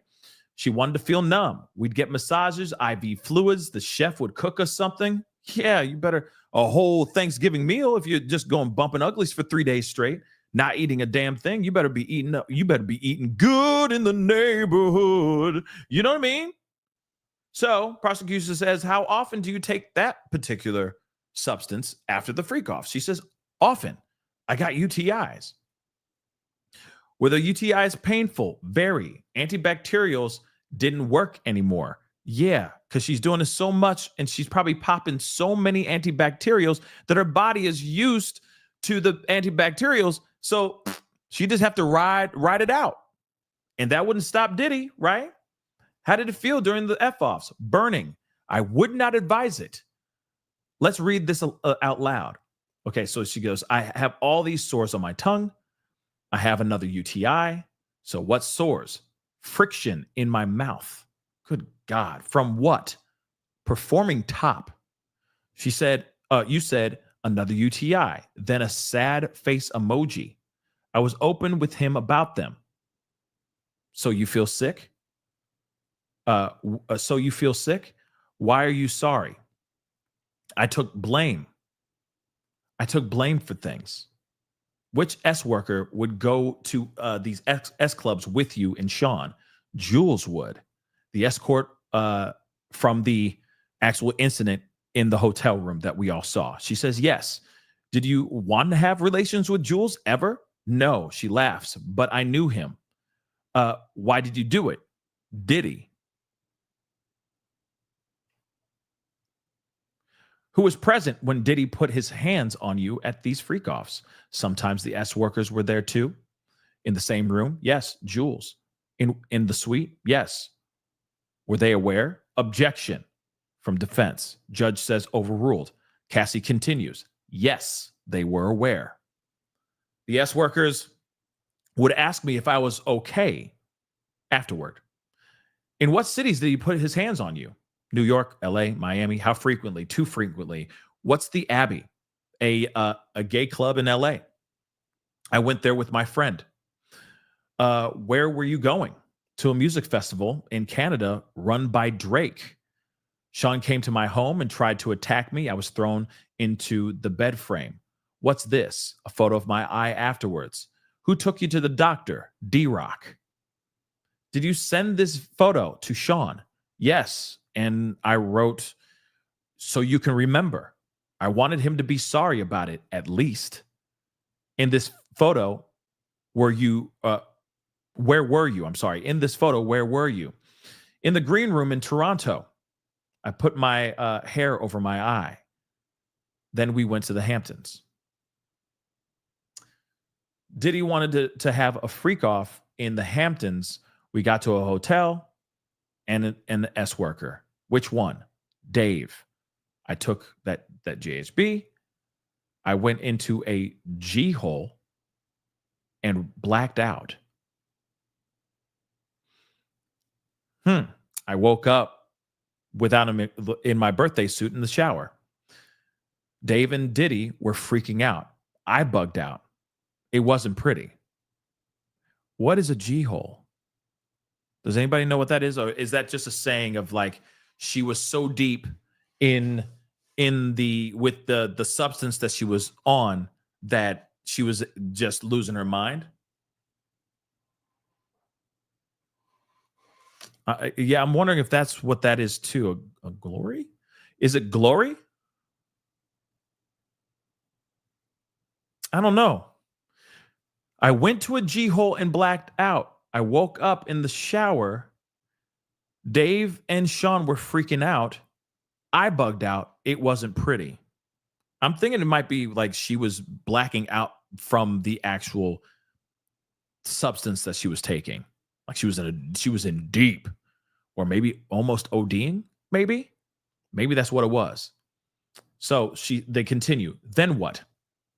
I spoke to a friend of Diddy's, and then we had an F off. What's this?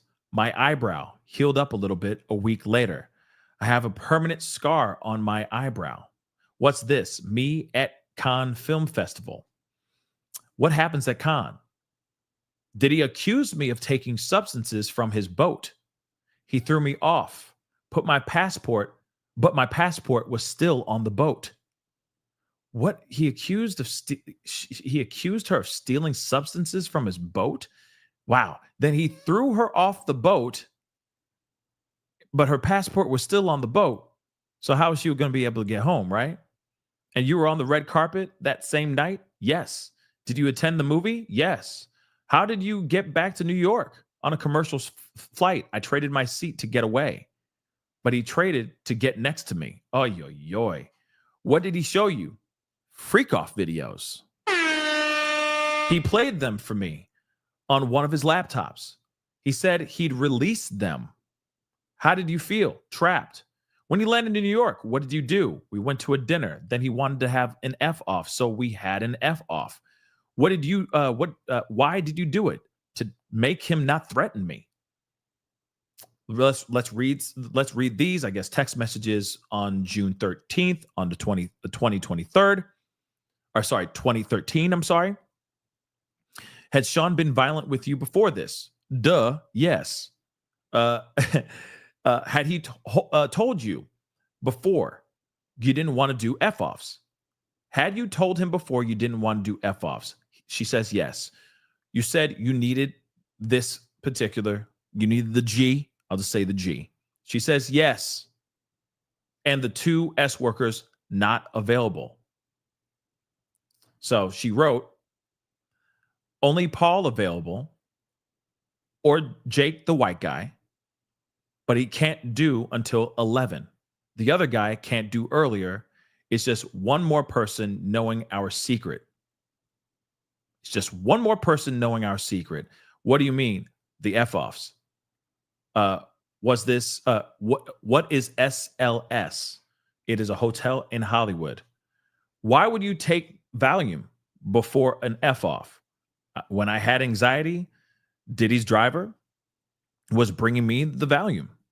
It was Raheem, I think. Jurors can take lunch now, so they go on to lunch.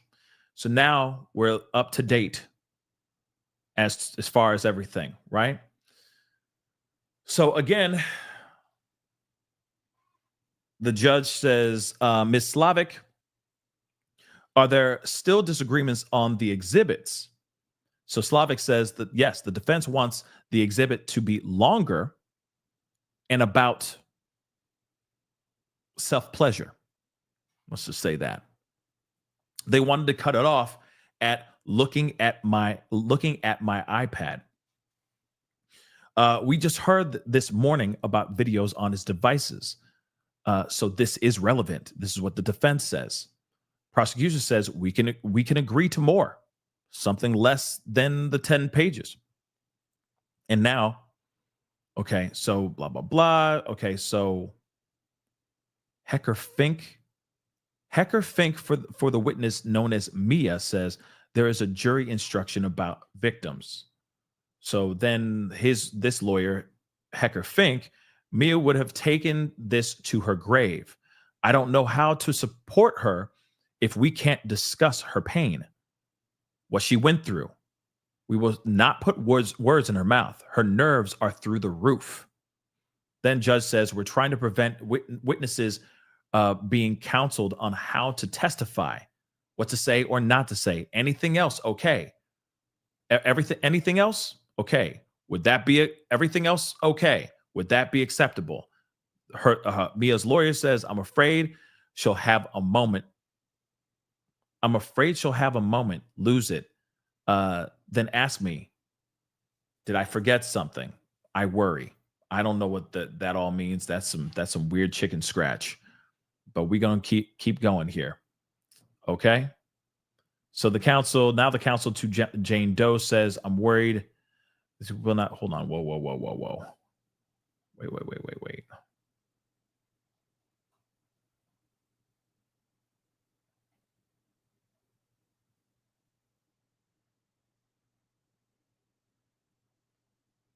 Hold on.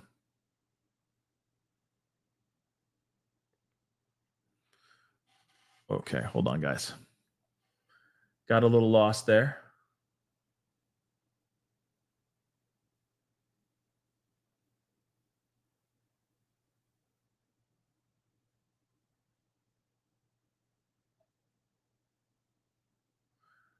Okay, hold on, guys. Blah, blah, blah. Spoken to attorneys. Okay, okay, so blah, blah, blah. So okay, let's move on. Skip back to the testimony here because this is what we're here for, right? And of course, guys, please do me a favor. Please do me a favor before we continue. All right. Hit that like button down below. That would be greatly appreciated. Like I said, if we can get to 8K, that would be awesome. I know that's a huge feat, but at the same time, I would love to get there. So hit that like button down below. Crush it, crush it, crush it. Don't forget to hit that subscribe button, please and thank you. Subscribe, subscribe, subscribe. All right. Hit that notification bell so you know whenever I go live, whenever I upload, and we will be watching and covering this for the rest of this week for sure. So, and it looks like it'll be like 12 p.m. Central, where I will be live, catching up, giving you guys all the updates, and then of course getting to the live updates as well. Okay, and so we're right now slowly getting into this part, the second half of the testimony, and catching up to real time. Okay, just so you guys know, for those of y'all who are just kind of late to the party, let me get a little bit more water.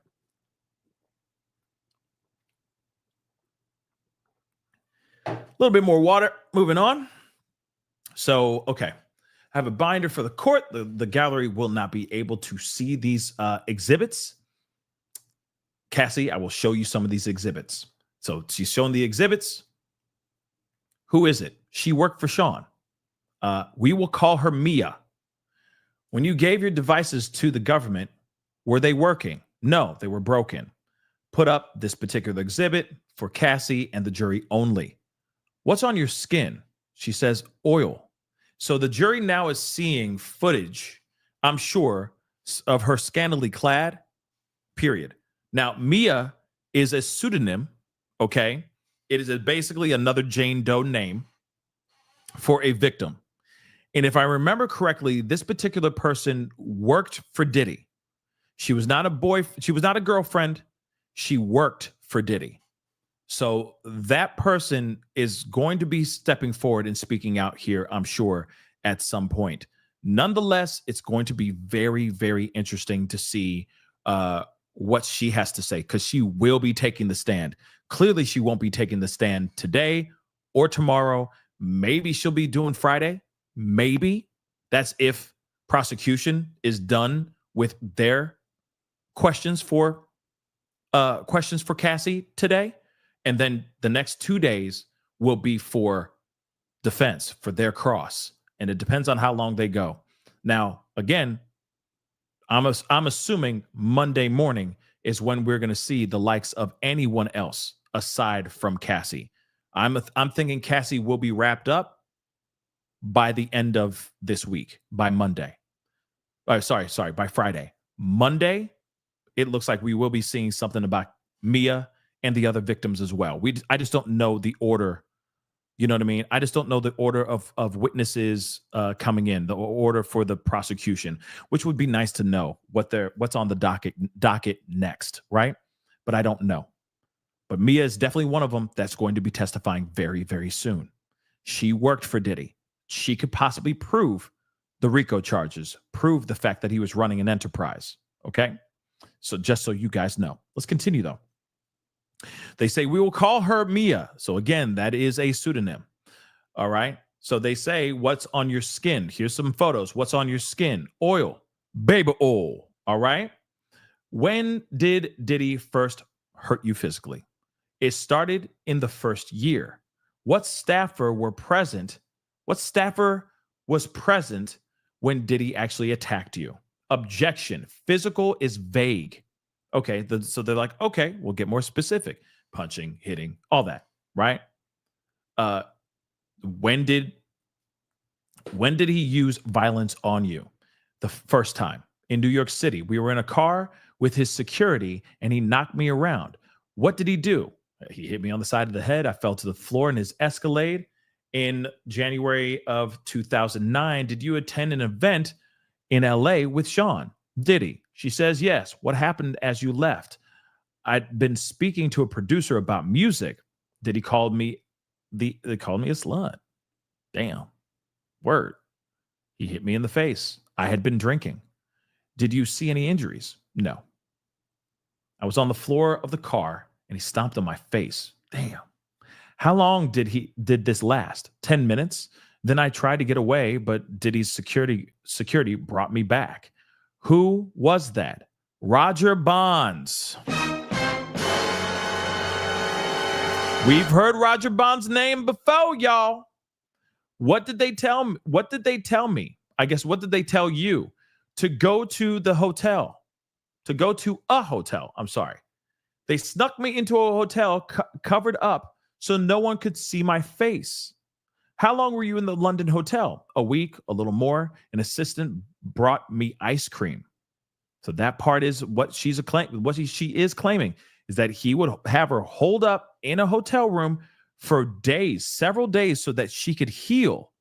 And they would not allow her to leave that hotel because they didn't want the public to see what Diddy did to her.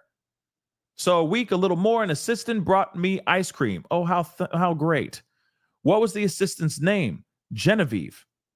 Did you feel you could leave the London hotel? No, I understood his capability, his access to pew-pews, the threats he made. When were you taken? When I think it's when were you taken to the hotel after? When were you taken to the hotel after the attack? I don't know what's she says no. That's a weird typo. Maybe it's like, were you ever taken out of the hotel after the attack? I don't know. Did you know that that this assistant incident was reported? Okay, sorry. Did you know that this attack was reported? I know there was a blind item on the internet without our names. And you know what blind items are, right, guys? Where there's like, just rumors that are, reports and rumors that are being put online. People talk about those things. A lot of people online talk about these blind items that are, that are just lurking on the internet, that are always on the hush, always on the low, right? Who raised the blind item to you? My mother. Defense says objection. Not for the truth. Overruled. Cassie says this was before FaceTime was very popular, so I could hide myself. She asked if it was me. Prosecution said, what did she say? I didn't want my mother to know something of that magnitude and be in danger. When you went to a party with your girlfriends, what happened? I saw executives from BET. Then I heard that Diddy was there. What did you do? I left. I ran out as fast as I could. Why? I thought he was angry. Did he come to the hotel where you were staying? Yes. He attacked me and called me names. My face was bruised. This photo, who is it? Scott Muscudi, also known as Kid Cudi, or maybe Scott Muscudi, maybe? I don't know. But we already know his name as Kid Cudi. We dated in 2011. Did Diddy find out? Yes, in my phone. Sean went through my phone during a freak off. Found an email. About what? Taking my toiletry bag to Scott's the next day. Sean put a wine opener in his hand and threatened me. I called Scott on a burner phone. Where did you go? To Scott's house. Then I talked to Capricorn Clark, one of Sean's assistants. Then what? I went to the house Sean was staying at, Diddy was staying at. He told me he would release videos and hurt Kid Cudi and I. What videos? F-offs of me. Hold on real quick, guys. This is also very interesting. Let's go back here really quick. So according to an email that Kid Cudi sent to Cassie. It was about taking a toiletry bag. Like, hey, why don't you, just bring some of your stuff over? You're good. Why don't you just come over? You spend the night, just leave your bag. You know what I mean? You're good. Leave some underwear in a drawer. You good? You good? Kind of like, hey, maybe Kid Cudi was like, I want to be with you. I want to take things to, slowly to the next level. Maybe, right? The next part is wild, though. Diddy put a wine opener in his hand and threatened her. So he has it in his hand like this, right? Like, I'm going to hurt you. If you are effing this Kid Cudi kid, I'm going to put a hurt into you, right? That's insane, right? Moving on. So she had to call Kid Cudi. Wow. Called Kid Cudi on a burner phone because she's that scared. Then, of course, she went over to Kid Cudi's home. Then she talked to an assistant of Diddy's, okay? Then what? She went to the house, to Diddy's house, where he was staying at, okay? He told me he would release videos and hurt Kid Cudi and her. These videos, these F-off videos. So then Diddy hit her in the back with his foot, and she got a marking on her back. Where'd you go? To my hotel with the burner phone. The room was torn up. Someone peed all over the floor, pooped in the toilet, and didn't flush it. It was gross. This was just before Christmas. Woo! This man is insane. Do you understand? Who went and dropped the dookie and urinated all over the place that she was staying at? That is some diabolical type of ish, y'all. He either did it himself. Diddy either did it himself, or he had somebody else go around there and do that. Hey, man, I need you to go over there and drop a deuce in the toilet and then urinate all over the floors. Make it so that she can't even, it's so disgusting, she can't even stay in there. Not even 5 seconds in that mug. Can you imagine him just dropping a deuce, like sitting there just trying to squeeze one, just pinch a loaf really fast? Can you imagine him? He's like, F you, Cassie. And then he sits on a toilet and is like, you know what I mean? Diddy is something. This man is something else. This is diabolical.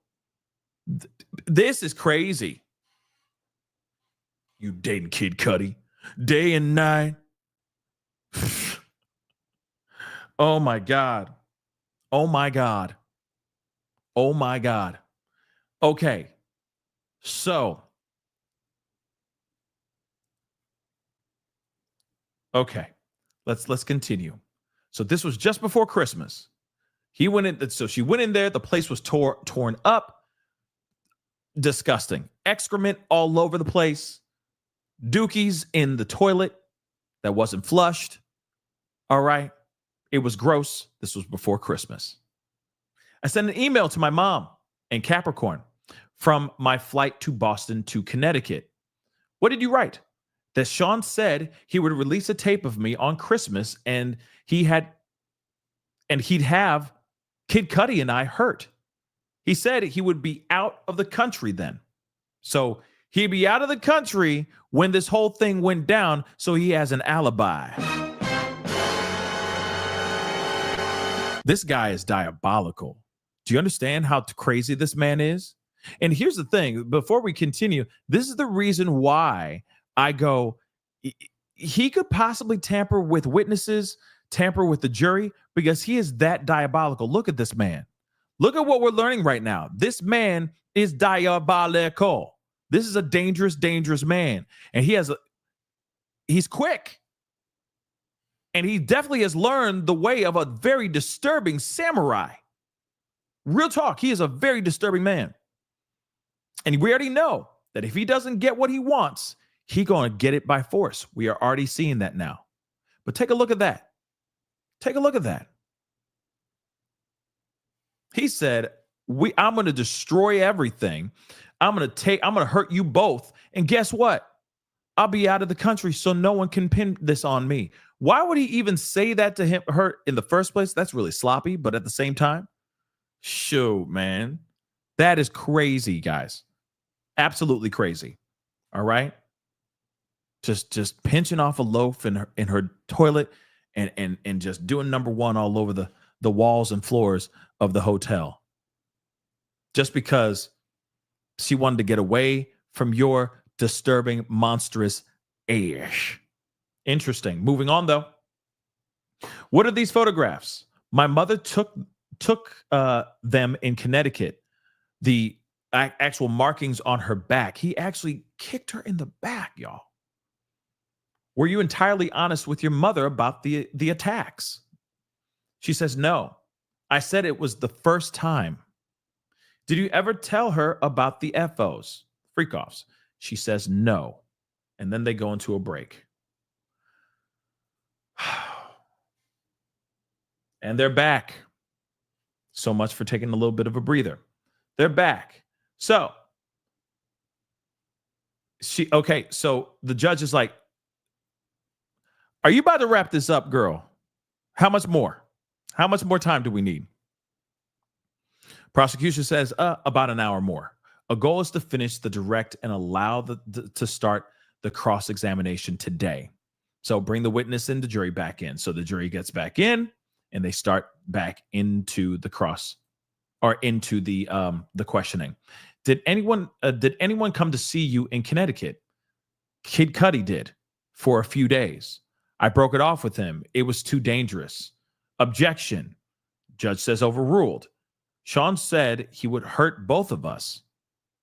And let's not forget, he also sets that man's car on fires. Let's not forget that too. Where did you go after Connecticut? I went to see Sean. He was in Arizona with his son, college. I told my mother I was going to LA for work. Did he talk to you about Kid Cudi's car? Diddy said he wanted Scott's friends. Diddy said he wanted Scott's friends to see Scott's car blown up.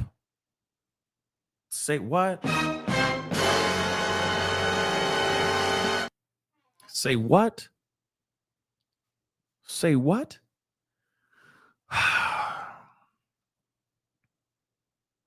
Diddy said he wanted Scott's friends to see, like, Diddy said he wanted Kid Cudi's friends to see Kid Cudi's car blown up.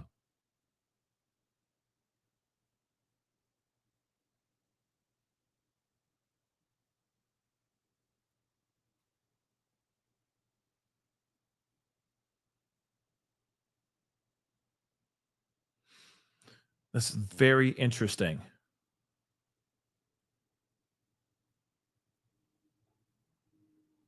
Sorry, I'm looking at a few things. What are the photographs? Said it was the first time. Did you ever tell her about the F-offs? No, of course not. But that's interesting. So she says Diddy said he wanted Kid Cudi's friends to see Kid Cudi's car blown up. I wonder why.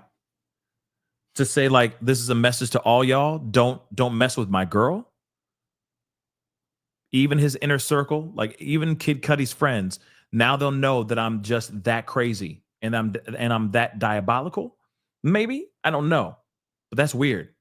So they say, what happened next? We met Sean, Kid Cudi, and me. Kid Cudi said, what about my vehicle? And Diddy said, what vehicle? And that was the end of the meeting. Are we going to go into more detail about what happened to this car? That's pretty crazy, though.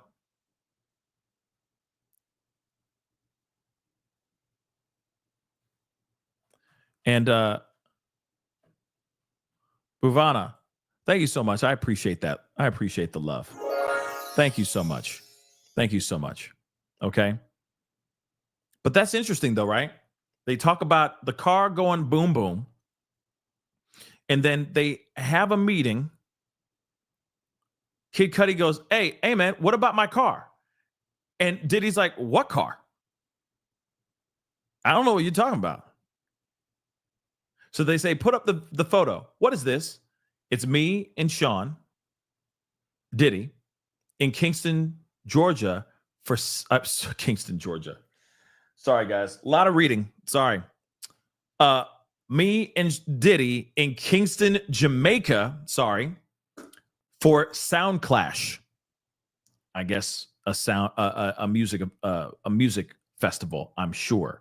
So Diddy does not take accountability for making Kid Cudi's car go boom boom, but he was threatening to put some hurt on Diddy or on Kid Cudi.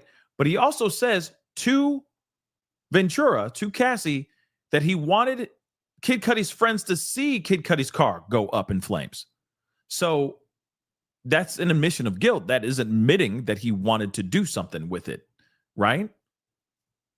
So that seems a little bit weird, right? That seems a little bit weird. But hold on. Water. Whoa, all right. And real quick, while we wait as this refreshes, get some more live updates. Let me get some of these things here. Timbo, thank you so much for the love. I appreciate it. Thank you so much. Hope you're having a wonderful day, Pascal. Same to you and everybody else who's watching right now. I do appreciate it. Okay. Thank you, Mo. Thank you, Marissa. Okay. Thank you, Betty Boop. I appreciate it. Thank you so much for all the super stickers. That means a lot. Simi, thank you so much for the love all the way in Canada. How's the maple syrup? I'm hoping it's flowing ever so nicely today. This is the funniest commentary from you. Oh, thank you. I appreciate that. Thank you. Well, we're here to have entertainment and get the information as well, right? I appreciate that. Ali, thank you so much for the super chat. I appreciate it. He is just so nasty. Yeah, he is nasty. Okay, I agree.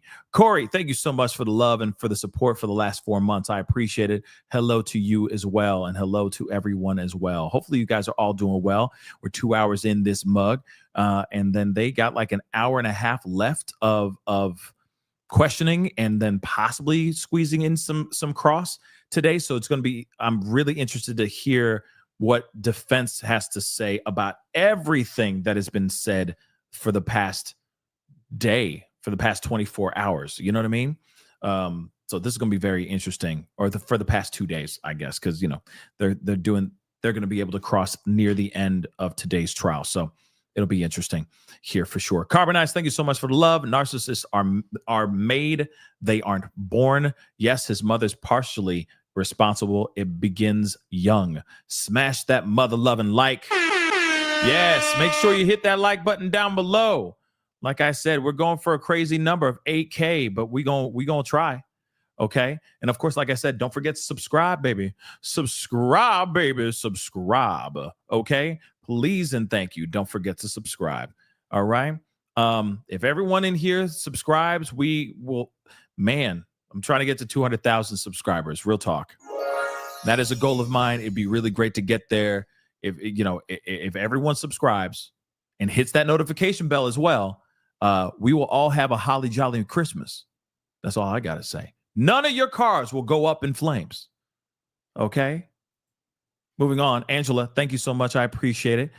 Pop, let's get into the nasty stuff. Let's get into the nasty stuff he did. Absolutely. He's doing some nasty diabolical stuff for show. Okay. I'm going to take a break on the super chats and refresh this to see if there's any more updates revolving around this. Again, crazy stuff. Okay. So they went to Kingston, Jamaica to have a good time, I guess. And this is after he made the man's Kid Cudi's car go boomity boom. Okay. Yeah. Were you bruised? She says yes. And this photo, what is it? Me in Diddy's bathroom, September 18th, December 18th, September 18th, 2015. Hold on. Okay. September 18th, 2015. What were you doing there? Recuperating from being attacked by Diddy in Las Vegas. So Cassie says, we were having an after party in our suite. I talked to a producer, and Diddy tapped me on the shoulder, called me into our room, and he attacked me. He kicked me as I tried to hide behind the toilet. What stopped it? D-Rock and James Cruz came in.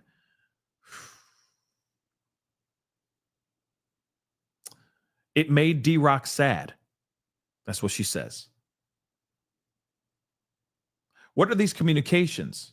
From D-Rock to me, he says, where you at? It's time to ice your face. Prosecution says, why? I had just been attacked by Diddy.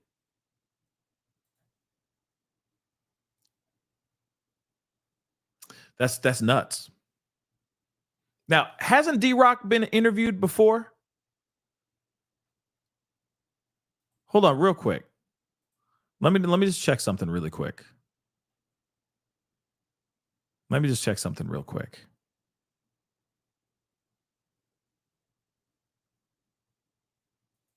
Yeah, I'm and here's something. Sorry for a little bit of a left turn, like what we just talked about a second ago, but I am very curious. Are they going to be calling Jonathan Oddie now? Because if his face was seen or shown in that courtroom, are they going to ask to bring in Jonathan Oddie? Because again, Jonathan Oddie, whoo-wee, this is going to be interesting. Nonetheless, hold on. D-Rock.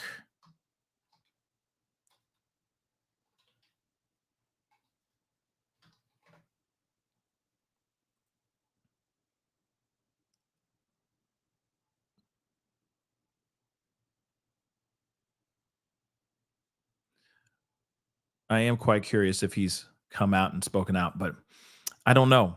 I don't know whatever happened. Whatever happened to D-Rock?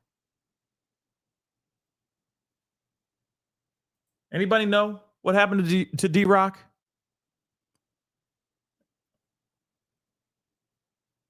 Somebody just took these photos too. D-Rock right there. Here he is right here, and here he is right there. Boom. D-Rock there. D-Rock there. He'd be interesting to have a conversation about, or conversation with as well now. Because again, that's a lot. That is a lot. Well, while we wait, let's get back over here. Actually over here. So they take the lunch break. We talked about a bunch of stuff here. Let's just go up to the updates here.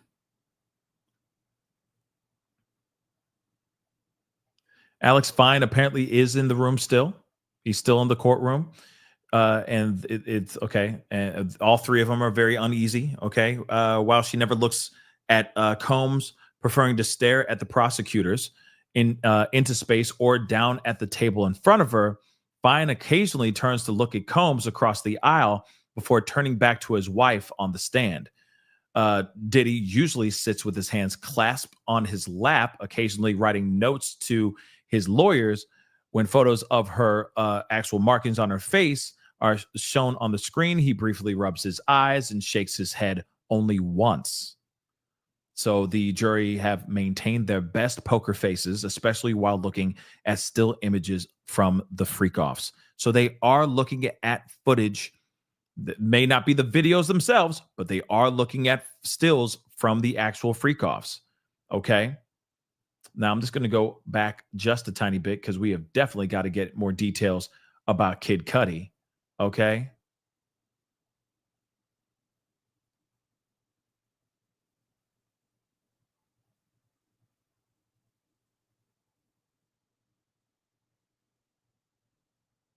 Sorry, guys. I'm just grabbing some stuff.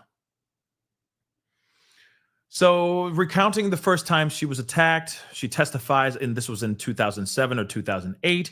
She testifies that it happened after she witnessed him flirting.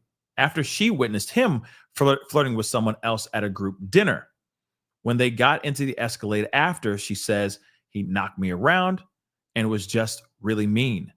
In front of security and a driver, he hit her on the side of the head, which sent her flying onto the floor. and she was really shocked.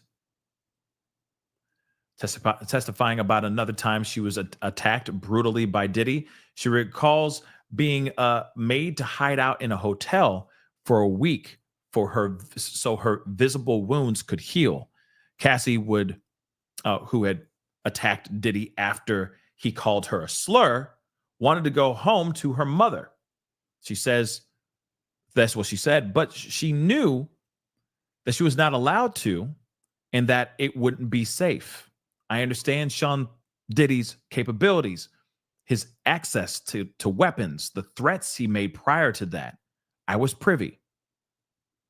So Cassie's mother shared a so-called blind item in the online press recounting the details of the attack, asking if it was referring to her and Combs.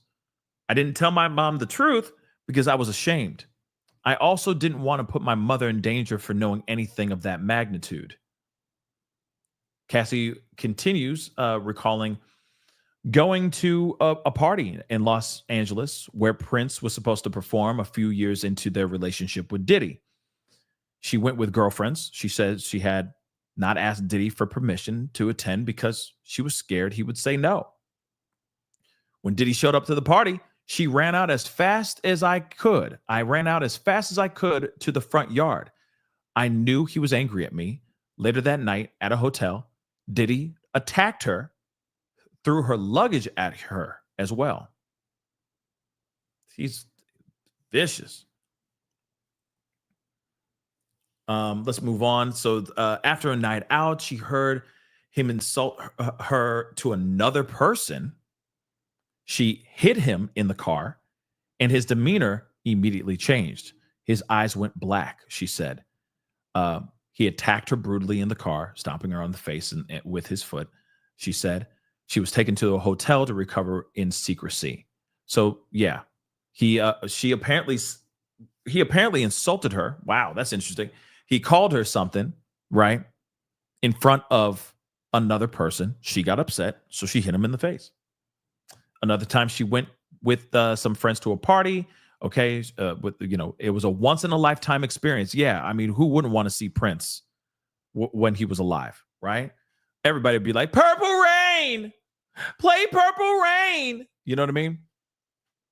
But moving on, she was afraid to tell Combs about it. When he arrived, she ran out, falling in some bushes in the yard before fleeing to the hotel. So then she says Combs discovered by looking through her phone that during a freak off that she had begun dating rapper Kid Cudi. He became enraged, lunged at her with a wine bottle opener, and she fled that freak off.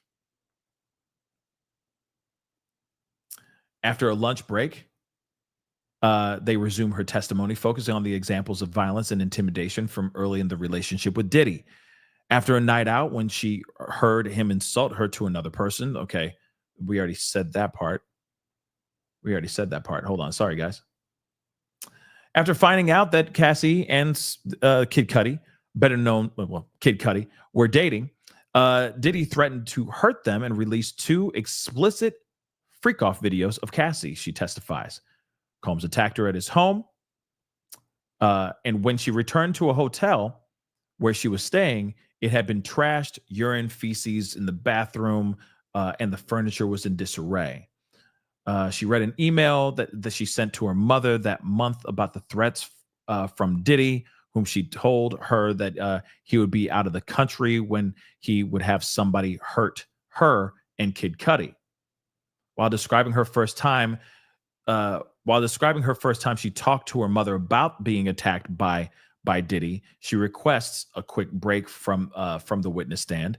The judge grants her 10 minutes. The testimony had turned emotional as Cassie recalled lying to her mother, saying that the markings in December of 2011 were from the first time that he actually attacked her, which clearly was a lie. She hadn't told her about the freak-offs. I couldn't hurt her like that. You can't justify it to anyone, especially to you, not your mom. Yeah, that's true.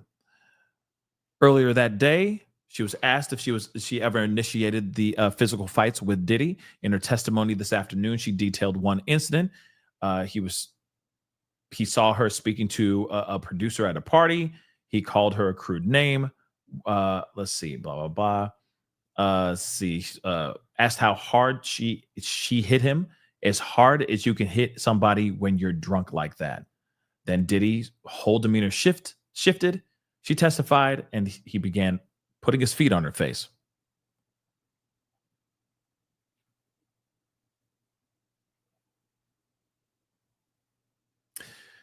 Back on the stand, she testifies that she broke things off with Diddy or with Kid Cudi after Diddy's threats against both of them near the end of 2011. Too much danger, too much certainty of what could actually happen if we continued to see each other. Diddy had said he would make his Kid Cudi's car go boom boom. Cassie says, and that Diddy wanted Kid Cudi's friends to be present when it happened. So in other words, like, even your friends aren't going to be able to go and try to like holler at this girl. Are you out of your mind? I want to make sure everyone knows not to mess with my girl. She is mine, right? The next time she saw Kid Cudi was at the Soho House during a meeting with her and Diddy. What about my vehicle? Kid Cudi asked, according to Cassie. Diddy responds, what vehicle? I'm sorry. And that was the end of the meeting. There's two more updates here. Prosecution is not following a linear timeline in asking Cassie about her relationship with Combs. While the government lawyers seem to be establishing a litany of various moments when Diddy demanded specific actual scenarios or was physically a monster, sometimes linking the two, they are moving quickly back and forth across the nearly 11 years the pair were together. That's the other thing too. That it's interesting that they're hopping back and forth. One moment it's an incident that happened in 2013, and then 2 seconds later it's another incident that happened in 2016. Then it will hop over to 2017. Then it'll hop back over to 2011. It's been all over. Okay, it's been all over the place. Let's be real. Okay, so this is very interesting, nonetheless. All right. After one incident of attacks, okay, in 2015, Cassie says Diddy told her to put on more makeup because he didn't want one of his sons to see the markings on her face while she was staying at Diddy's home. Now, let's go back over here. Let's see what this says. Let us see here.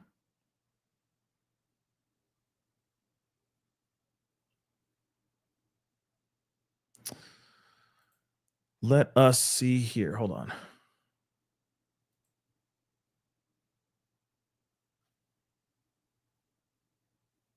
Okay. Where are we at? Were these all the times he attacked you? No, there were more. With who else did you see Diddy be violent? I saw him drag an assistant out of bed.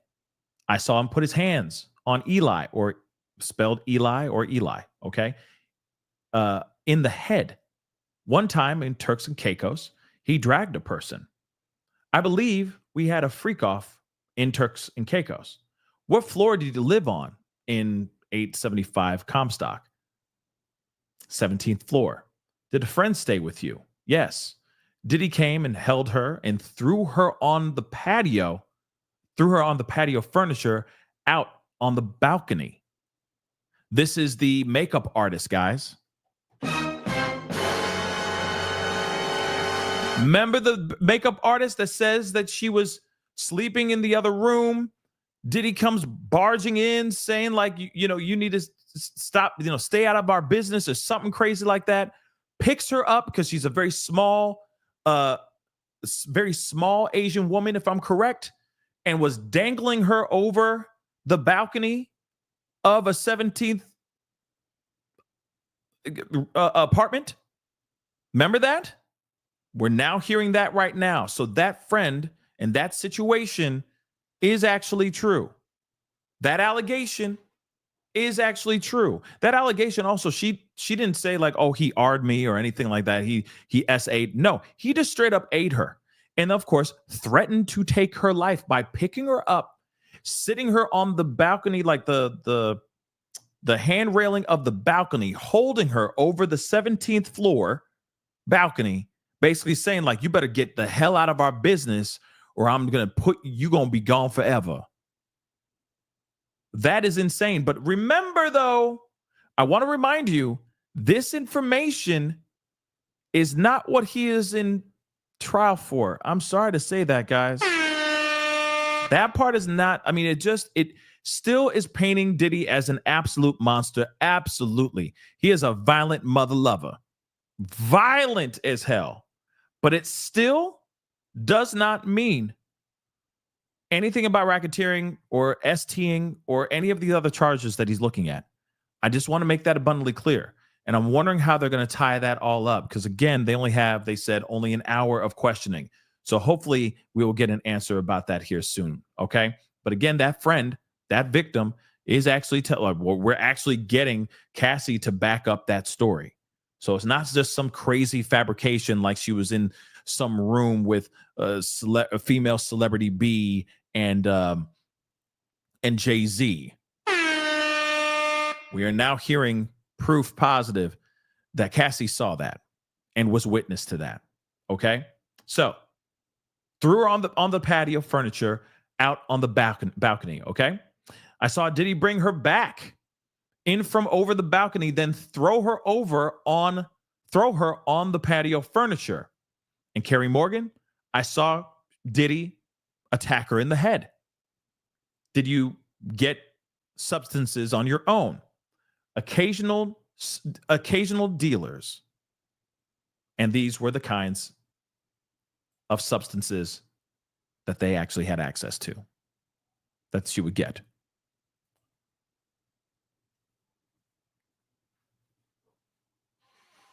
So her friend has finally been mentioned. Jonathan Oddie was mentioned. That was Jonathan Oddie. That is for sure. Okay. This is crazy. This is crazy, guys. Because if Jonathan Oddie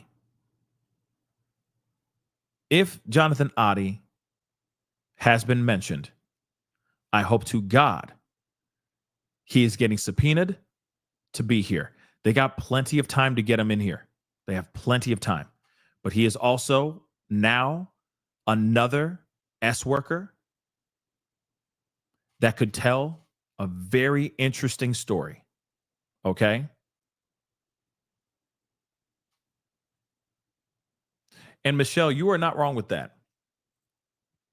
You are not wrong with that. Okay? You are not wrong with that. I mean, a lot of this has already shown that. They're going, oh, Turks and Caicos here. We were in Vegas here. We're in Los Angeles here. We were in, we haven't heard anything about Ibiza yet. Okay. We haven't heard anything about Ibiza, but at the same time, when you hear about Miami and New York and in Atlanta and all the other spots that they've been at, yeah, this is all bad. Okay. This is all bad. Okay. So this is going to be very interesting. Now, he'd be missing for years now. If you're talking about Jonathan Oddie, it's because he's been locked up, y'all. He's been locked up for a minute. That's why because some people said that he died in a car accident and all that. There's been all kinds of crazy speculations that have been out here. He's alive and well. He is most definitely alive and well. We're going to be talking about him in a video, pop-up video after a little bit after this show today. Trust, because there's a lot to talk about with Jonathan Oddie. And if they bring him in, this is going to be a very interesting thing, because this will back up even more of these claims. And I guarantee you, people are now going to start doing taking what he said seriously. They're going to be playing that interrogation video quite a bit. Okay, I'm sorry, guys. My getting a little tired. I've been talking nonstop for like 2.5 hours, so I'm a little tired. Okay, so I apologize. The fatigue is starting to come in. So sorry for the tripping up on words and all that. I'm trying to do my best here. But ride with me. I will get another second wind here very, very soon. Okay. But at the same time, Jonathan Oddie, when Jonathan Oddie, his name gets mentioned, I really hope that they get him. I really, really do hope. I got my fingers crossed. Real talk. Okay. But so anyway. So, woo. Okay. So, as I was saying, as we were. So, Cassie says Diddy would put the pills in a vitamin C bottle on the sink in the New York apartment. He'd say, "You can take him." He had doctors who would write scripts in the name of an assistant or in my name. Maybe that's how he was getting all his stuff too. Your brother's birthday party in Connecticut in 2013. What happened? My mother told me someone was taking pictures of me. I went and hit them in the head. Wow. Okay. You testified your relationship with Diddy ended in 2018. How was your health? Were there more sores? That's what I'd like to know. Now, hold on. Let's go back here. A couple updates here, too. Let's see. So, Combs' physical attacks was not limited to her. Cassie testifies. She says she witnessed him attacking employees and assistants, punching one, a man, in the head, and dragging another, a woman, known for the trial as Mia, or Victim 4, out of bed once on a trip. Cassie also recalls a time when Diddy attacked a friend of hers, dangling her over an apartment balcony and then throwing her onto patio furniture. This incident was referred to in Cassie's civil lawsuit in 2023, as well as in a subsequent lawsuit from the woman. Oh, yep, same person we were talking about, Banna. So Brianna Bongolan. Hopefully I'm saying that right. So known as Banna. So again, we are right. And so I'm wondering if this person, if Banna will be coming in, will be brought in. Because again, you got 8 weeks, y'all. You got 8 freaking weeks. All right. 8 weeks of people talking. I'm still wondering if J-Lo's coming through. I see some people putting in. I'm wondering if J-Lo's going to be coming in. I'm wondering if Justin Bieber. I'm wondering if any of these other names are going to be brought in and subpoenaed and made to testify on Diddy's behalf or on the state's behalf, on the Fed's behalf. I'm very interested in that. Cassie says she lost her best friend of 17 years after the woman got into a physical altercation with Diddy in 2018. When he saw the two women planning to do substances together, Cassie testifies he attacked the woman in the head with a wooden hanger. What? Let's see. Let's see what Inner City Press says, because that's crazy. I was sleepwalking. I had PTSD. Hold on. How is your health? He's okay. So Cassie says, I was sleepwalking. I had PTSD. Objection overruled. What's this? A photo of my front door in 2018. Publish it to the jury. Why is there a knife there? Diddy was coming around a lot, so I had it. Yo, that's crazy. Hold on.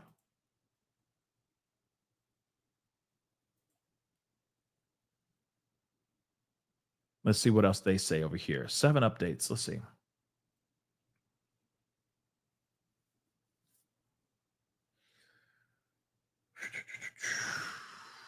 Going back. Okay, let's take a look at this. Cassie said in 2011, while she was at home in Connecticut during the holiday season, she called off her relationship with Kid Cudi after Diddy threatened them both. I had broken off the relationship with Kid Cudi. There was too much uncertainty if we continued to see each other. There was danger. And she also said, Sean Diddy said he was going to hurt both of us. At one point, Diddy told her that when she was out of the country, I guess that's the part I misread then. He told her that when she was out of the country, Kid Cudi's car would be blown up. There it is. Because over here,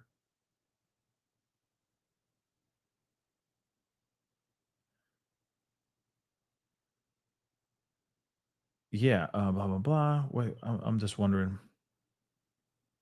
Yeah, no, Sean said he wanted Scott's friends to see Scott's car blown up. Let's see, out of the country. I want to see where that out of the country is. Yeah. He said he would be out of the country then. So maybe that's a typo. So she said she would be out of the country then when that attack happened. That's very interesting though. Okay. Very interesting. We're going back to this though while we wait for another update. So where was I? Oh, I was right here. Okay, so yeah, out of the country when Scott's Kid Cudi's car goes boom boom. Okay, the court was shown a close-up picture of her eyebrow and black eye. When asked who gave her the black eye, she said, "Of course, Diddy." Diddy prevented his family from seeing Cassie after she had sustained any injuries. She said, "He told me to make sure his son couldn't see me like that. The bruises on my face." This is what she said to the court. That was 13 minutes ago. So they haven't really given a lot of the meat and like that. They haven't really done a lot of the hits here. You know what I mean? But it is what it is. Let's see. We got a new update over here too.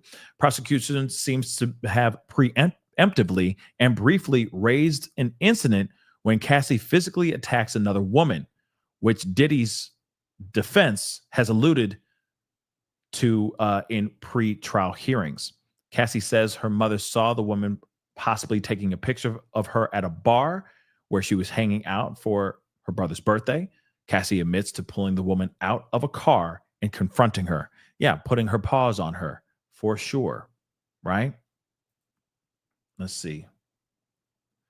So yeah. So there was the knife. They were like, why is there a knife in this photo? Why is it in this particular area and by the front door? What's up with that story? Why is that there?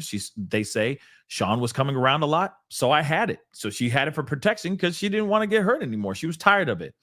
August 2018. See, like I said, they just keep hopping around. Okay. So August 2018, what happened? We were having a closure conversation at a restaurant in Malibu. He was trying to convince me to go to Burning Man. Were you seeing anyone? My now husband, Alex Fine, their former personal trainer, Diddy and Cassie's former personal trainer. Just so you know.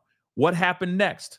Sean Diddy came to my house and AR'd me in my living room floor. Whoa!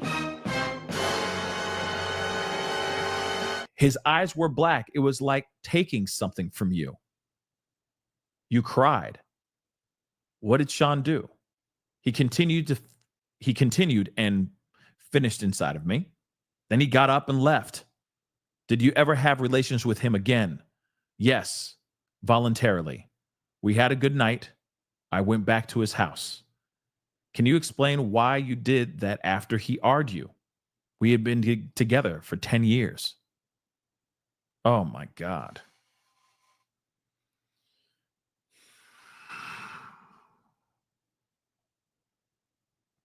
That is some serious Stockholm syndrome. I'm sorry. Guys, Stockholm syndrome like a mug, okay? Stockholm syndrome like a mug. You got somebody, okay, Here's the other thing. Alex Fine is in the room, by the way. Let me just tell you that. Her husband is in the room right now as we speak. He's in there listening to all of this. Now, I'm assuming he knows about that part. I'm assuming he knows that there were two different incidents that happened between her and Diddy during their relationship. She was in a relationship with Alex Fine, her future husband. I'm just going to say that again. Okay? He was trying to convince her. They were having, I guess, a goodbye conversation. Okay? We were having a closure conversation at a restaurant in Malibu. He was trying to convince me to go to Burning Man. Basically, like, trying to be like, hey, let's have some fun. We still good, right? We still good, We ain't good, but we still good. You know what I mean? So maybe that's what's going on, right? So then they say, prosecution says, were you seeing anyone? My now husband. So her boyfriend at that time was Alex Fine. What happened next? First off, he took that from her. That was disgusting. That's wrong. That's messed up. He AR'd her, and that's messed up. Right in her living room floor. It was like taking something from you. Then she says, you cried. You cried. What did Sean do? He continued. So I guess she screamed out, like, stop. She verbally said stop. Diddy did not stop. He continued and he finished. He got up and he left. Then, was it very interesting even after that? Was even more interesting even after that. They say, did you ever have relations with him ever again? She says, yes, voluntarily. She was still in a relationship with Alex Fine, at least as far as I know. They had a good night and she went back to his house. And they say, can you explain why you did that after he did what he did, when he fully, straight up and down argued this time? There's no question. There's no gray area. If you said no and he continued, that is R, right? She says, they ask, why did you go over to his house and have relations with him even after he argued you? She says, we had been together for 10 years. That is Stockholm Syndrome like I've never seen before in my entire life. And of course, cheating on her boyfriend, who is now her husband. And I hope he knows this story, because I'd be mad too. I'd be heated if I didn't know about that until now, and we're about to have our third child.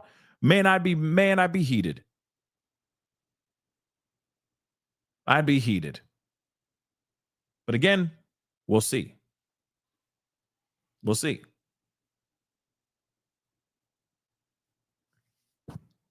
So we got some new updates here. Blah, blah, blah. We already know about this. She attacked a person who was taking photos of her at her brother's birthday party. Okay. So moving on. And I'm going to be jumping around with all these chemicals because there's a lot of chemicals here. Okay. A lot of substances here, guys. So he kept a small Louis V bag, toiletry bag. He called his medicine bag, his med bag or medicine bag, full of substances that he obtained from dealers that he knew. This is what Cassie said. His substances of choice, she says, was these. She says that she and Diddy took these particular substances, especially during the freak-offs, which we already know about. So again, a lot of these things that she was taking so that she can get out, turn her brain off, and not have to deal with any of this BS. Okay? And not have to realize that what she's doing is deplorable to herself, right? Demeaning, etc. Let's see if there's anything here.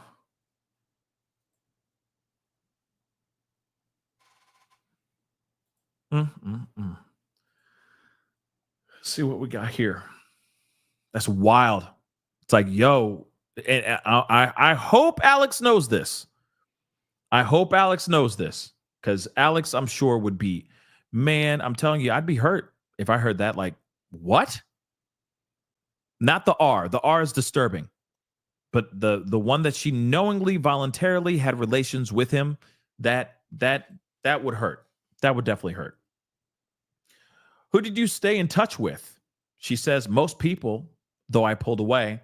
Why did you message Diddy about what did you message Diddy about after that?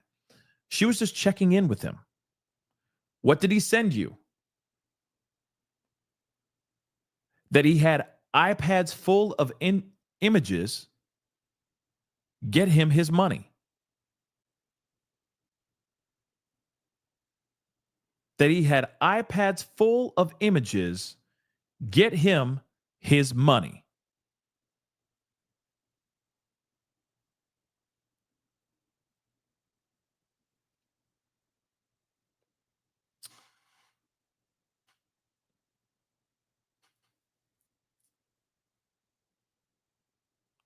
What money?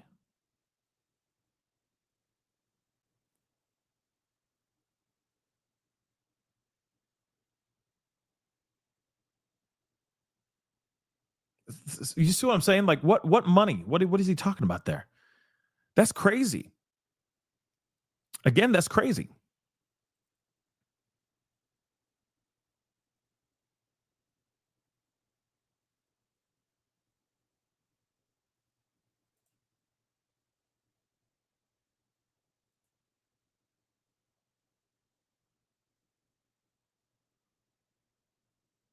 Huh. Like I said, I really appreciate the inner city press giving us information and all that, but sometimes it's like, what does that all? I hope we get more information or more of a deeper explanation because, dear God, there's a lot of holes in that. That can mean so many different things. Hold up.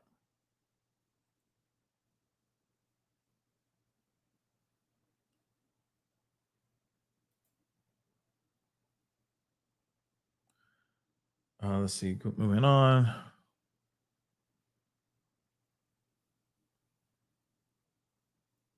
Yeah, a lot of this we already know. Just repetitive. Just the same reports, which I do appreciate. But of course, we're hoping for more info outside of that. But notice, even us starting at, say, noon and then getting here, we're so fully up to date. Now we're waiting for those updates, right? And see how that takes up time. That's crazy, right? It's crazy. Like we crushed all that information. All of it. Okay. Here we go. So let's go back to what they said. So she sent a message to him to find out, like just to see how he was doing. He sent back that he had iPads full of images. Get him his money. So then prosecution says, money back for what? Which thank God she asked that. Cassie says, for having paid my now husband to be my trainer. Interesting.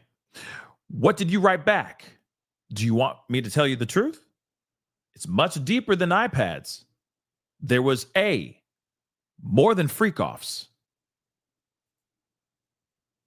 Hopefully they explain a little bit more about that. Do you want me to tell the truth? It's much deeper than iPads. There was more than F-offs.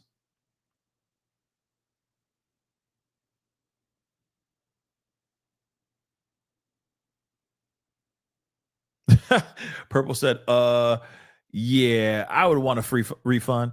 I mean, see, here's the thing. To want a refund is one thing, right?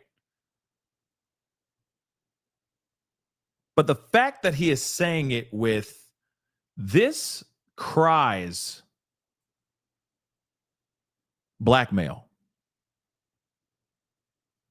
This cries blackmail. That he had iPads full of images, get him his money. That to me sounds like a damn threat. And then, of course, she's like, what, of course, she's like, well, you with this guy. Like, I get it that I get it. You're paying for the personal trainer, and that personal trainer is now smashing your girl, dating your girl. But at the same time, there's already a trail of disturbing things that you've done to this woman. You don't think she's going to run into somebody's arms? Okay. And yeah, Nicole B, this is Revenge P all freaking day, y'all. Okay? So he's like, give me my money. Get him his money. Give me my money. I want a refund. He's supposed to be working me out. Not working my girl out like that. Not like that. I want my money. In fact, you better ask him for that money, or these images that I have on my iPads are about to leak. What you say about that, bruh? That's crazy, guys. That is crazy. Crazy, deranged. So they said, money back for what? For having paid my now husband to be my trainer. What did you write back? Do you want me to tell the truth? It's much deeper than iPads. There was more than F-offs. There was a time I couldn't take the pain. Try to walk out in traffic. My husband wouldn't let me. I had trauma therapy. Did you write a book with chapters? My mom helped. Oh, so it is true. Listen, guys, so it is true. So it is true, guys. Uh-oh.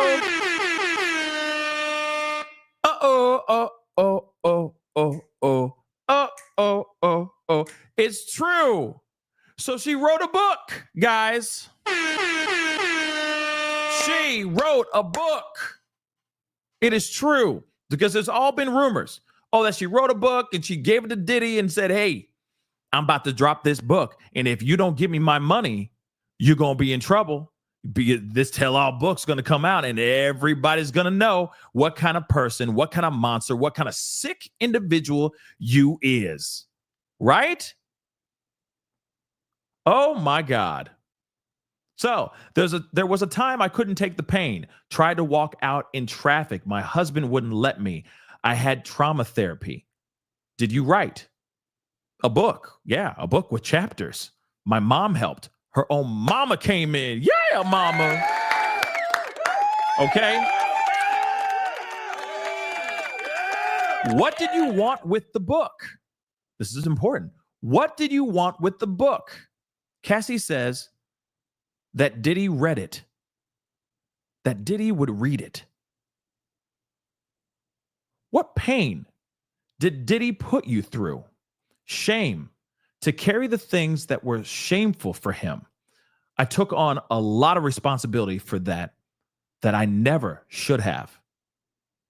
He brought the concept to me when I was 22. It was expected of me. I felt terrible. Man, I wish that they would give us updates a little bit faster, man. Okay, so as they're nearing closure at the end of their relationship in 2018, Diddy and Cassie had dinner. Afterward, they went back to Cassie's home and he R''d her, she says. She was by then together with her now husband, Alex Fine. But she and Diddy had a nice meal and their rapport was playful, even romantic, as he brought her home. And then he R''d me in my living room, she says.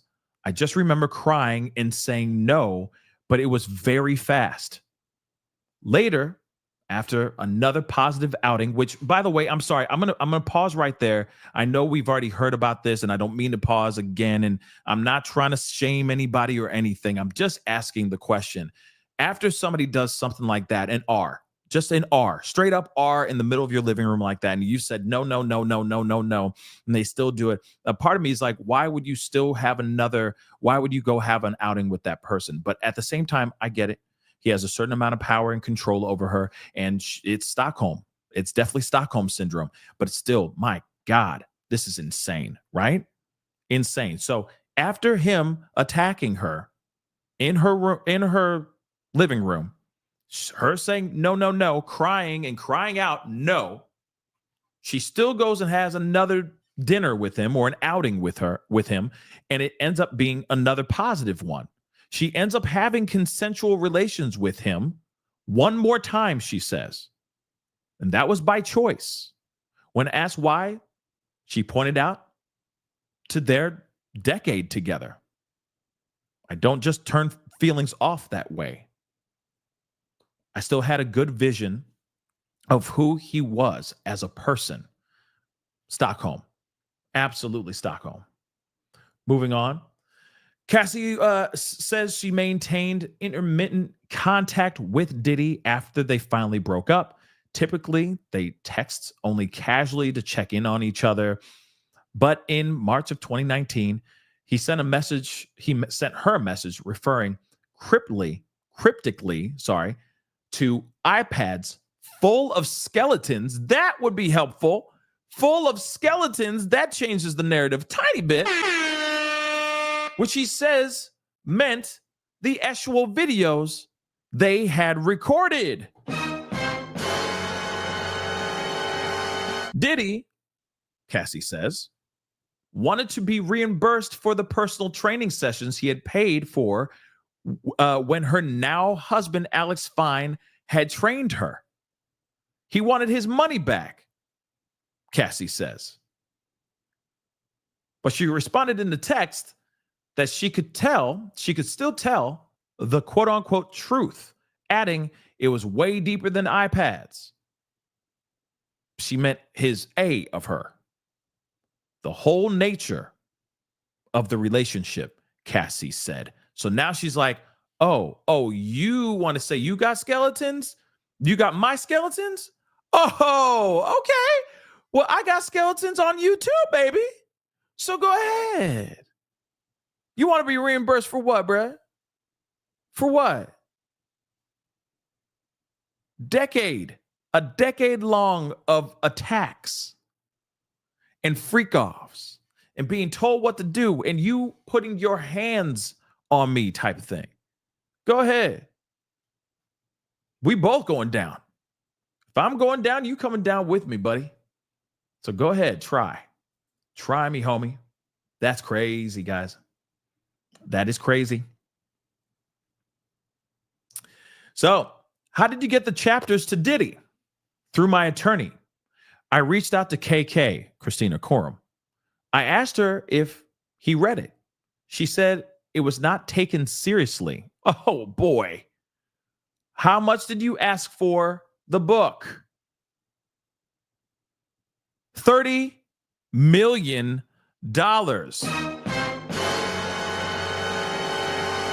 Did you sue? November 2023. What happened with the lawsuit? It settled for $20 million in 24 hours. Now we got a number, y'all. $20 million. $20 million. I repeat, $20 million. We finally got the answer. It is $20 million. So yes, it is true that she asked for 30 mil. He said, he's not taking this seriously. Yeah, right. I don't give a damn. Shoot, I'm not paying this. Go ahead and tell her she can, kick rocks. And then she filed that lawsuit. 24 hours later, he's like, so how do I spell, what is it? Fine. Is it that an I or with a Y? Is it F-I or is it a P-H-I? Oh, now we got the number. $20 million, y'all. 20 mil. Wow. Why are you testifying in this trial? I can't carry this anymore. What's wrong is wrong. I tried people like they were disposable. I think she's S workers, anybody. I tried people like they were disposable. Oh, okay. I guess that's what she said. Maybe she really did say, I tried people like they were disposable. S workers, anybody. Maybe I was thinking maybe treated. Maybe she meant treated. Or maybe he meant to type treated, right? But still, nonetheless, I treated people like they were disposable. S workers, anybody. How many freak offs did you have with Diddy?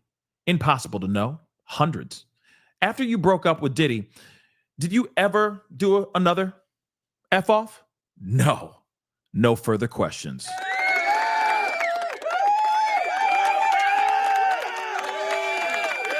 Woo! Okay, so what do you think so far? What do you think of this testimony so far? Because now we are going with the cross. Here comes the cross.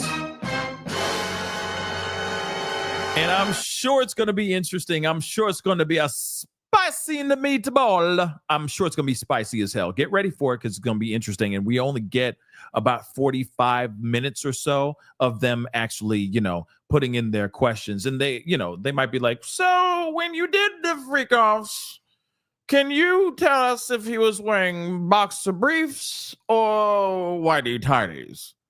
I just don't know how they're going to maneuver around this, except the only thing I could see them trying to fight with is consent.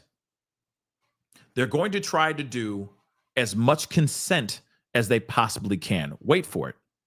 They're going to try to be like, well, you agreed to do that. Didn't you have a good time? Didn't you say yes to this? Didn't you enjoy taking those substances? Did you do those against your will? Or did you knowingly and willingly take these substances? Oh, when you were going and paying these people off, were you the only one paying the people? Where was the money coming from? Was it literally given to you by Diddy? Or were you actually not given the money by Diddy? It was just sitting on the table and you actually handed it over to the actual S workers. How often were you actually orchestrating the freak offs with these S workers? Was it always you? Because when you say this enterprise of people helping you, we haven't heard anything about this enterprise of people helping you. What are their names? Where are they? Can we get some more details about that as well? Like I said, those are the questions that I was hoping that prosecution would ask in more detail. Because you got to remember, the prosecution is trying to show that Diddy is an absolute racketeer monster. Let's not forget that. Where is the enterprise part? Where's the enterprise part? Yes, it's sprinkled in there. But they also talked about how she was just brutally attacked and brutally used up by Diddy. Okay? Bill Withers. But at the same time, that's not what we're here for. We're here for the racketeering, the STing, the pros, etc. So hopefully we'll hear more about that. Maybe they'll recross and they'll ask more questions. I get painting the picture of Diddy, and this is some terrible stuff. This dude is diabolical, okay? Without a question, this man is an absolute monster. Absolute. But again, where is the racketeering? Where? I mean, they show proof. Like I said to you guys before, I'm going to say this right now. I said to you guys before that it was going to be very easy to prove STing, the moving of S workers across state lines, across country, into other countries and all that. It was going to be easy as hell to show proof of that. But we talk about RICO charges, y'all. What about that? What about these enterprises that they say that he put together, that he erected? Pause. Where's all that? See what I'm saying?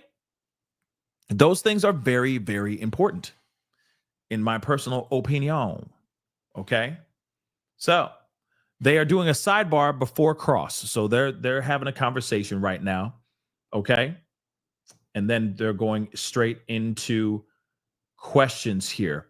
Now, they said, jury is saying with jury out because it's 3:20. Okay. So they're saying, why don't we put off the cross until tomorrow? We'd like to start now. Wow. Prosecution's like, we'd like to start now. Like, why push till tomorrow? You know what I mean? Why wait till tomorrow? So then the judge goes over to, oh, interesting. Because they're like, we want to be sure to finish this week because we got things coming up. So again, they're like, yo, nah. Defense is like, she will be finished by the end of the week. Because you got to remember, she is also very pregnant, guys. She's very, very pregnant. So I get it. But the judge says, so no cross today. Okay, so they said, we'll just make up the time in other ways. Get the jury.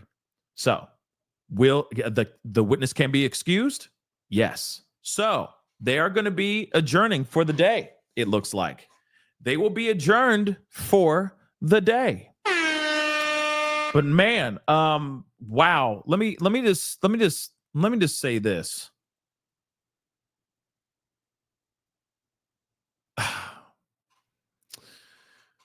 Oh boy.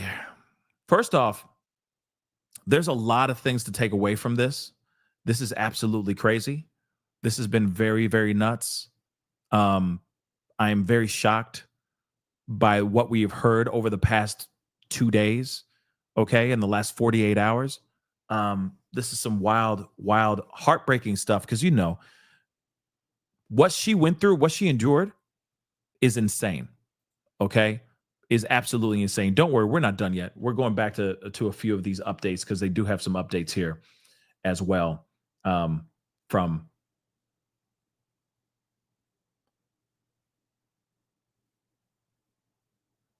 yeah, hold on. Yeah, that.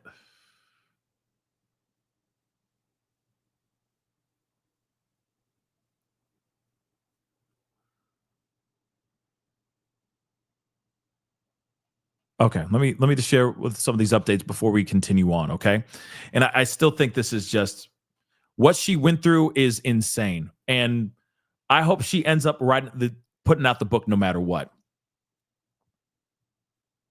All right.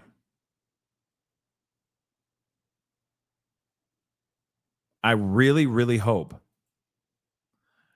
I really, really hope that they consider. I really, really hope that they consider. She considers putting that book out, regardless. I say f him, because the stuff that's here is absolutely insane. Okay. So let's look at this here. So after maintaining her composure for most of the 2 days on the stand, she finally breaks down while discussing why she opted to attend rehab and trauma therapy in 2023. I was spinning out, she says. I didn't want to be alive anymore at that point. This was last year or 2 years ago, guys. So this was not very long ago. And she's had kids whilst doing all this too. You got to remember, this is unbelievable and terrible. Okay. She had been shooting a music video and kept having horrible flashbacks. This is what she said. When she returned home, she told her husband, you can do this without me. You don't need me anymore, she recalls, and starts beginning to cry. She tried to walk out of the door into traffic. Wow. But her husband stopped her. Thank God for her husband being there. So she recalls choosing to begin writing a book about her time with Combs as trauma therapy after she went to rehab. Her mother helped. I really wanted Sean to read the information. I wanted him to understand what I had learned to understand over that period. She provided some of the chapters she was working on to Combs. And that's what she said. And then had a lawyer reach out to his representatives about potentially paying her $30 million for the rights to her story. I wanted to be compensated for the time, the pain, she says, but she did not receive any money at that time. So then she testifies that she settled her lawsuit against Diddy for $20 million. And of course, that was an ongoing, man, some of y'all were saying $100 million. Some of y'all were saying some crazy stuff, but nope, it's just $20 million, $10 million less than what she originally asked for. So they came to an agreement and he was quick to pay it. She is $20 million richer. And now she's about to be bringing in her third baby, with her husband. I'm sure they've gone through a lot of stuff together, especially for what she has experienced with this monster of a human being. So Cassie estimates that she participated in hundreds of freak-offs during her time with Diddy. Since breaking up with him in 2018, she hasn't had any, she says. At that, prosecution tells the judge that they have no further questions for Ventura at this time. And again, unbelievable stuff. I'm just going to say it. Unbelievable stuff.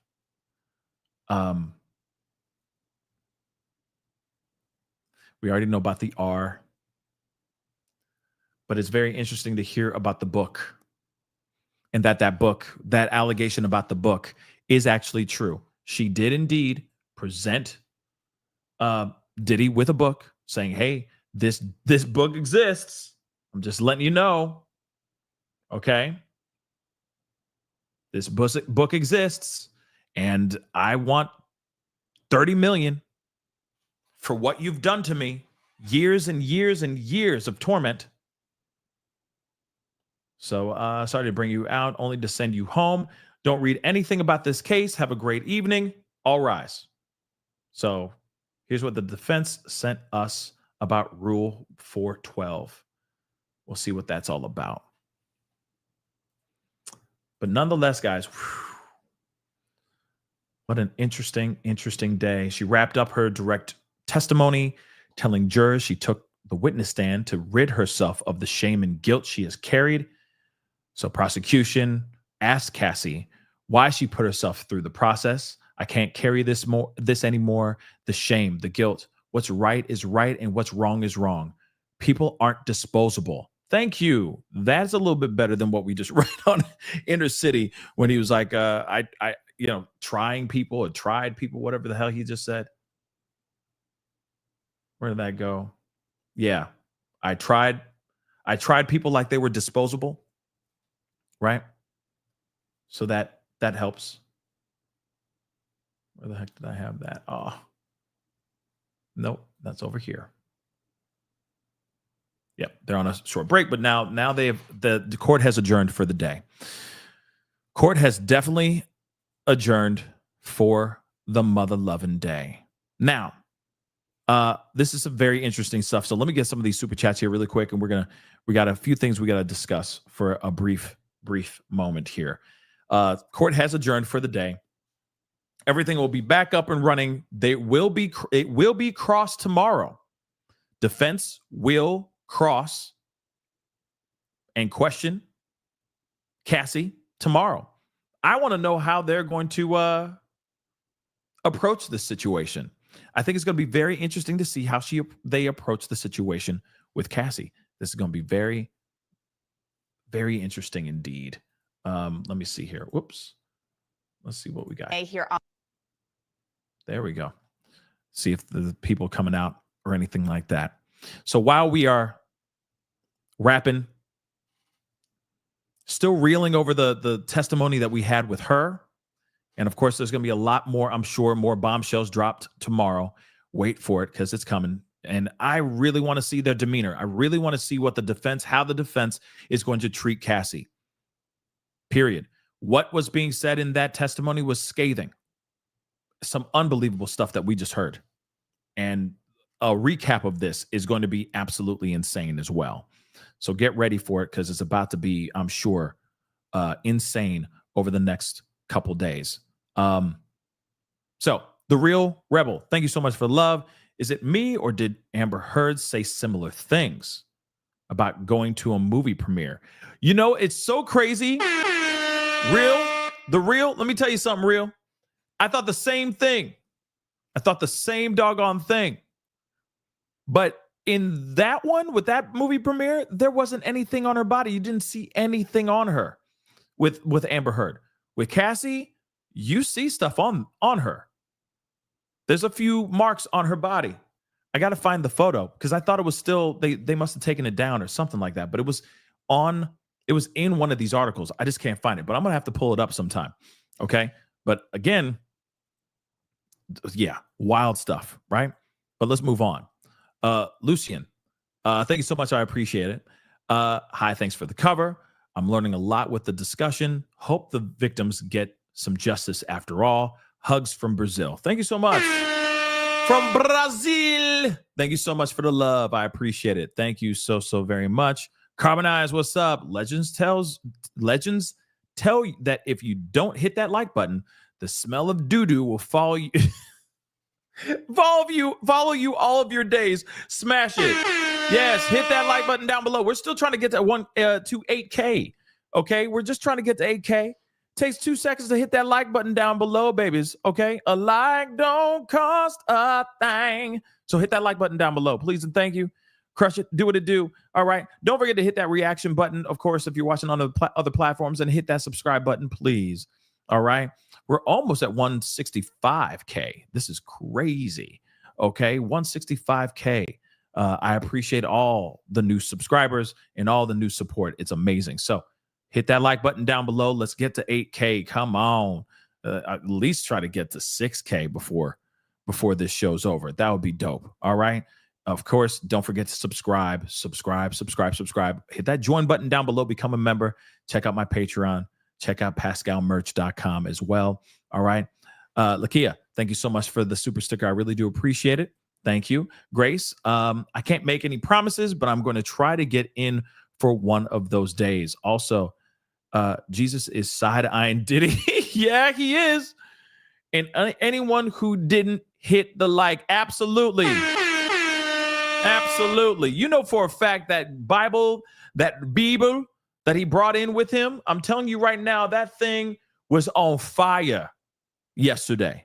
Don't know if he brought it in with him today, but I would expect him to have it with him every day while he's there, because he's trying to put that image out there like, I'm God-fearing. I'm a good man. I'm just a man with nasty, dirty, spicy, zesty thoughts. And I make people who are not as powerful as me bend at my will. And I mean that in both ways. So again, interesting. Ivy4, thank you so much for the love. I appreciate it. And she's 9 months, going through this drama. She's strong. I agree. And I want to tell you this. For all y'all who are out here, saying that like y'all are side-eyeing the hell out of her and all that, I'm gonna tell you something. Let me just say this. One thing is for sure. Diddy settled with her within 24 hours. For anybody who's out here going, oh, no, it's all BS, it's fake news, it's blah, blah, blah. Think about this for a second, one more time. She filed a lawsuit and she got $20 million in less than 24 hours after that lawsuit became public. Everyone needs to remember that. Everyone needs to remember that. He would not settle if there were not some things that they knew that would come out, or he knew that would come out, that would destroy his image and destroy his name. Again, the things that she endured are true. Now, I understand there's going to be other things where you're going to ask, as far as what she has done, right? As far as like her willing to do these specific acts and all that. Was it consensual? It had to have been consensual. Blah, blah, blah. I'll tell you this. Whether it is consensual or not is going to be up to the jury. She claims that he AR'd her. That was not consensual. That is a crime. Obviously, he's not on trial for those things. But the thing that is going to be asked is, when she was making those parties, putting those parties together, was it orchestrated by Diddy? Were they orchestrated not only just by Diddy, but by an enterprise of people? And that includes Diddy, includes Cassie, KK, and any of these other people that have helped orchestrate and put together these parties. Those are certain things that are going to be very necessary, right? So I'm glad we were able to hear more of the story, more of what she experienced. I mean, yes and no, you know what I mean? You don't wish that on anybody. That's some terrifying stuff. But at the same time, it's going to be a matter of if they're able to prove that these were an enterprise situation. Let me show you guys something here. Some people just came out, so I want to share that. A bunch of people came out. There's some YouTubers came out and all that. Let's take a look at this. Let's take a look at this bio. They zoom in. Whoops. They zoom in here. Working. No, they were broken, Ventura said. Assistant U.S. Attorney says, put up 602A for Miss Ventura and the jury only. What's on your skin? And Ventura said, oil. Another question by the prosecutor. When did Sean first hurt you physically? Ventura said it started in the first year. Prosecution asked, which of staffers were present when Sean was physical with you? And the defense objected, saying physical is vague. And the assistant U.S. attorney saying punching, hitting, trying to clarify that. So we'll be keeping an eye on some of those takeaways right now as well. As we wait for more updates, as she is now being shown pictures from these videos that have been taken by keeping an eye. Assistant saying staffers were present in the first. Prosecutor and Ventura said, I am kind of curious. For Miss Ventura and the jury only. Who is that? Oh, is that Alex Fine? Is that Alex Fine right here? That's got to be Alex Fine. Assistant U.S. Attorney says, yeah, that's Alex Fine. 602A for Miss Ventura and the jury only. What's on your skin? And Ventura said, oil. Another question by the prosecutor. When did Sean first hurt you physically? Ventura said it started in the first year. Prosecution asked, which of staffers were present when Sean was physical with you? And the defense objected, saying physical is vague. And the assistant U.S. attorney saying punching, hitting, trying to clarify that. So we'll be keeping an eye on some of those takeaways right now as well. As we wait for more updates, as she is now being shown pictures from these videos that have been taken by her device. Again, we are continuing to update you in real time but to recover and just try to feel normal again. During her opening statement, Prosecutor Emily Johnson. Again, this is going to be very interesting when this all goes down. When they get done with their cross, because you got to remember, it all goes down on how she performs under both questions. When you get questioned by prosecution and how she handles herself when she's questioned by the defense. It's going to be two drastically different things. But again, this is how the jury is going to make the decision on whether or not Cassie was definitely part of some sort of enterprise, coerced, made to help transfer people from places. You also got to remember, other S workers and other victims are going to be saying pretty much the same story as well. They're all going to be talking. Like, this is going to be insane. Okay. I think right now, the hard part is going to be showing racketeering. The STing, it's done. If they bring in the likes of, they had Daniel Phillips that came in. He was an S worker. I'm interested to see what other S workers are going to be coming through. Jonathan Oddie, when Jonathan Oddie comes out, yo, it's going to be like, if he does come out, woo, it's going to be a wrap, son. Do you understand? It's going to be a wrap because we already have his testimony where not his testimony, I'm sorry, his interrogation video where he's like, yo, I saw these things. I experienced these things. I had to bribe Diddy to get $5 million for what he made me do with Cassie. I'm telling you right now. And then, of course, he went on some crazy bipolar experience. Man, like I said, some of these rumors about Diddy are starting to ring true, which is scary to think about. It's scary to think about. But let me get this too. Carbonize, thank you so much. I appreciate it. The price of being a man's peace is often steep. That's some bars right there, yo. Yeah, that's bars. You ain't wrong with that. You are not wrong with that. Yo, when it comes to Cassie and it is wild to see so many. Yeah, it is wild to see so many defending the man, especially when it comes to Cassie. All the other things, I'm still wanting to see. I want to see where the racketeering stuff is happening, where the RICO charges, all those things. I want to see proof of that. Absolutely. I'm waiting for that. But when it comes to what Cassie went through, that's without question.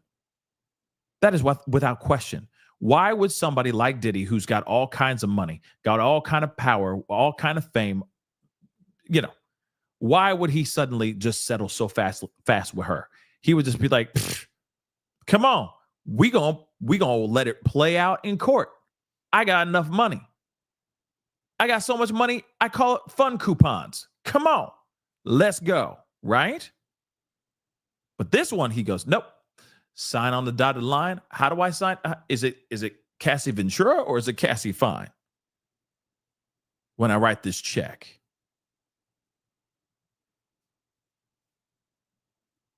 So pretty wild stuff, y'all. Pretty wild stuff, my dear Lord. Well, we're going to see what happens here, okay? We got a lot to talk about. There's a lot going on. Of course, I'm wondering how Alex Fine is doing too. And of course, most importantly than that, I'm wondering how Cassie's doing right now. Cause she's halfway through right now. She just got through the first part, the hardest one. Well, I wouldn't say this is the hardest one. The hardest one is going to be the next 2 days. And it's all going to be the defense going after her. And here's the other thing. The defense could fall on their face, y'all. The defense could fall on their face like crazy. You got to remember, they lied during their opening statements. Yeah, they did. They said Diddy was off attacking her because he wanted his phone back. But when we see the hotel video, that's not the truth at all.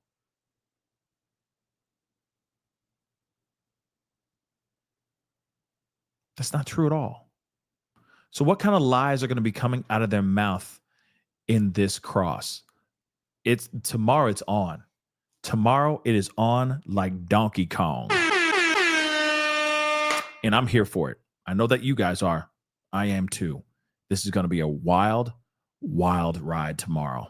But anyway, guys, that is the show. I appreciate all y'all for being here. It really means a lot. Get ready for an action-packed day tomorrow. We got a lot to cover tomorrow, and we will do everything we can to be here to knock that mother lover out. We got things to talk about. Woo! It's going to be crazy. All right? And I appreciate everybody who tuned in today. Wow. It was an amazing turnout. I really do appreciate everybody's energy. We got a lot to talk about tomorrow, so be sure to tune in. Hit that like button down below, please, and thank you. Okay, hit it. We're almost at 6K. Can you just hit the like button on your way out? You do that, we'll get to 6K like that. Okay, we're 2K shy of my goal, but that was a wild goal. All right, that was a very wild goal. All right, but please hit that like button down below.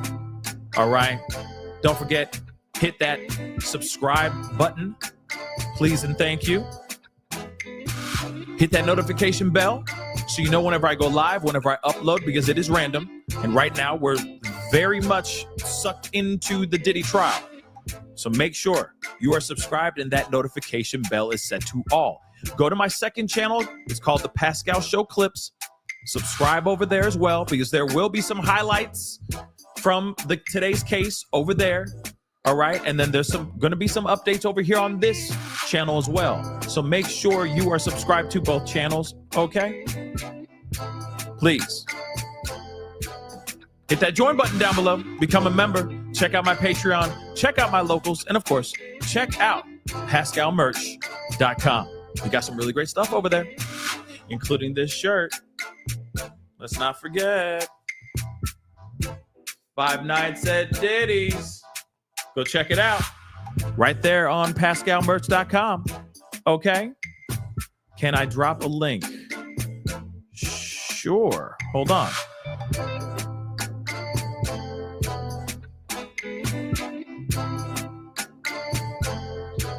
Boom.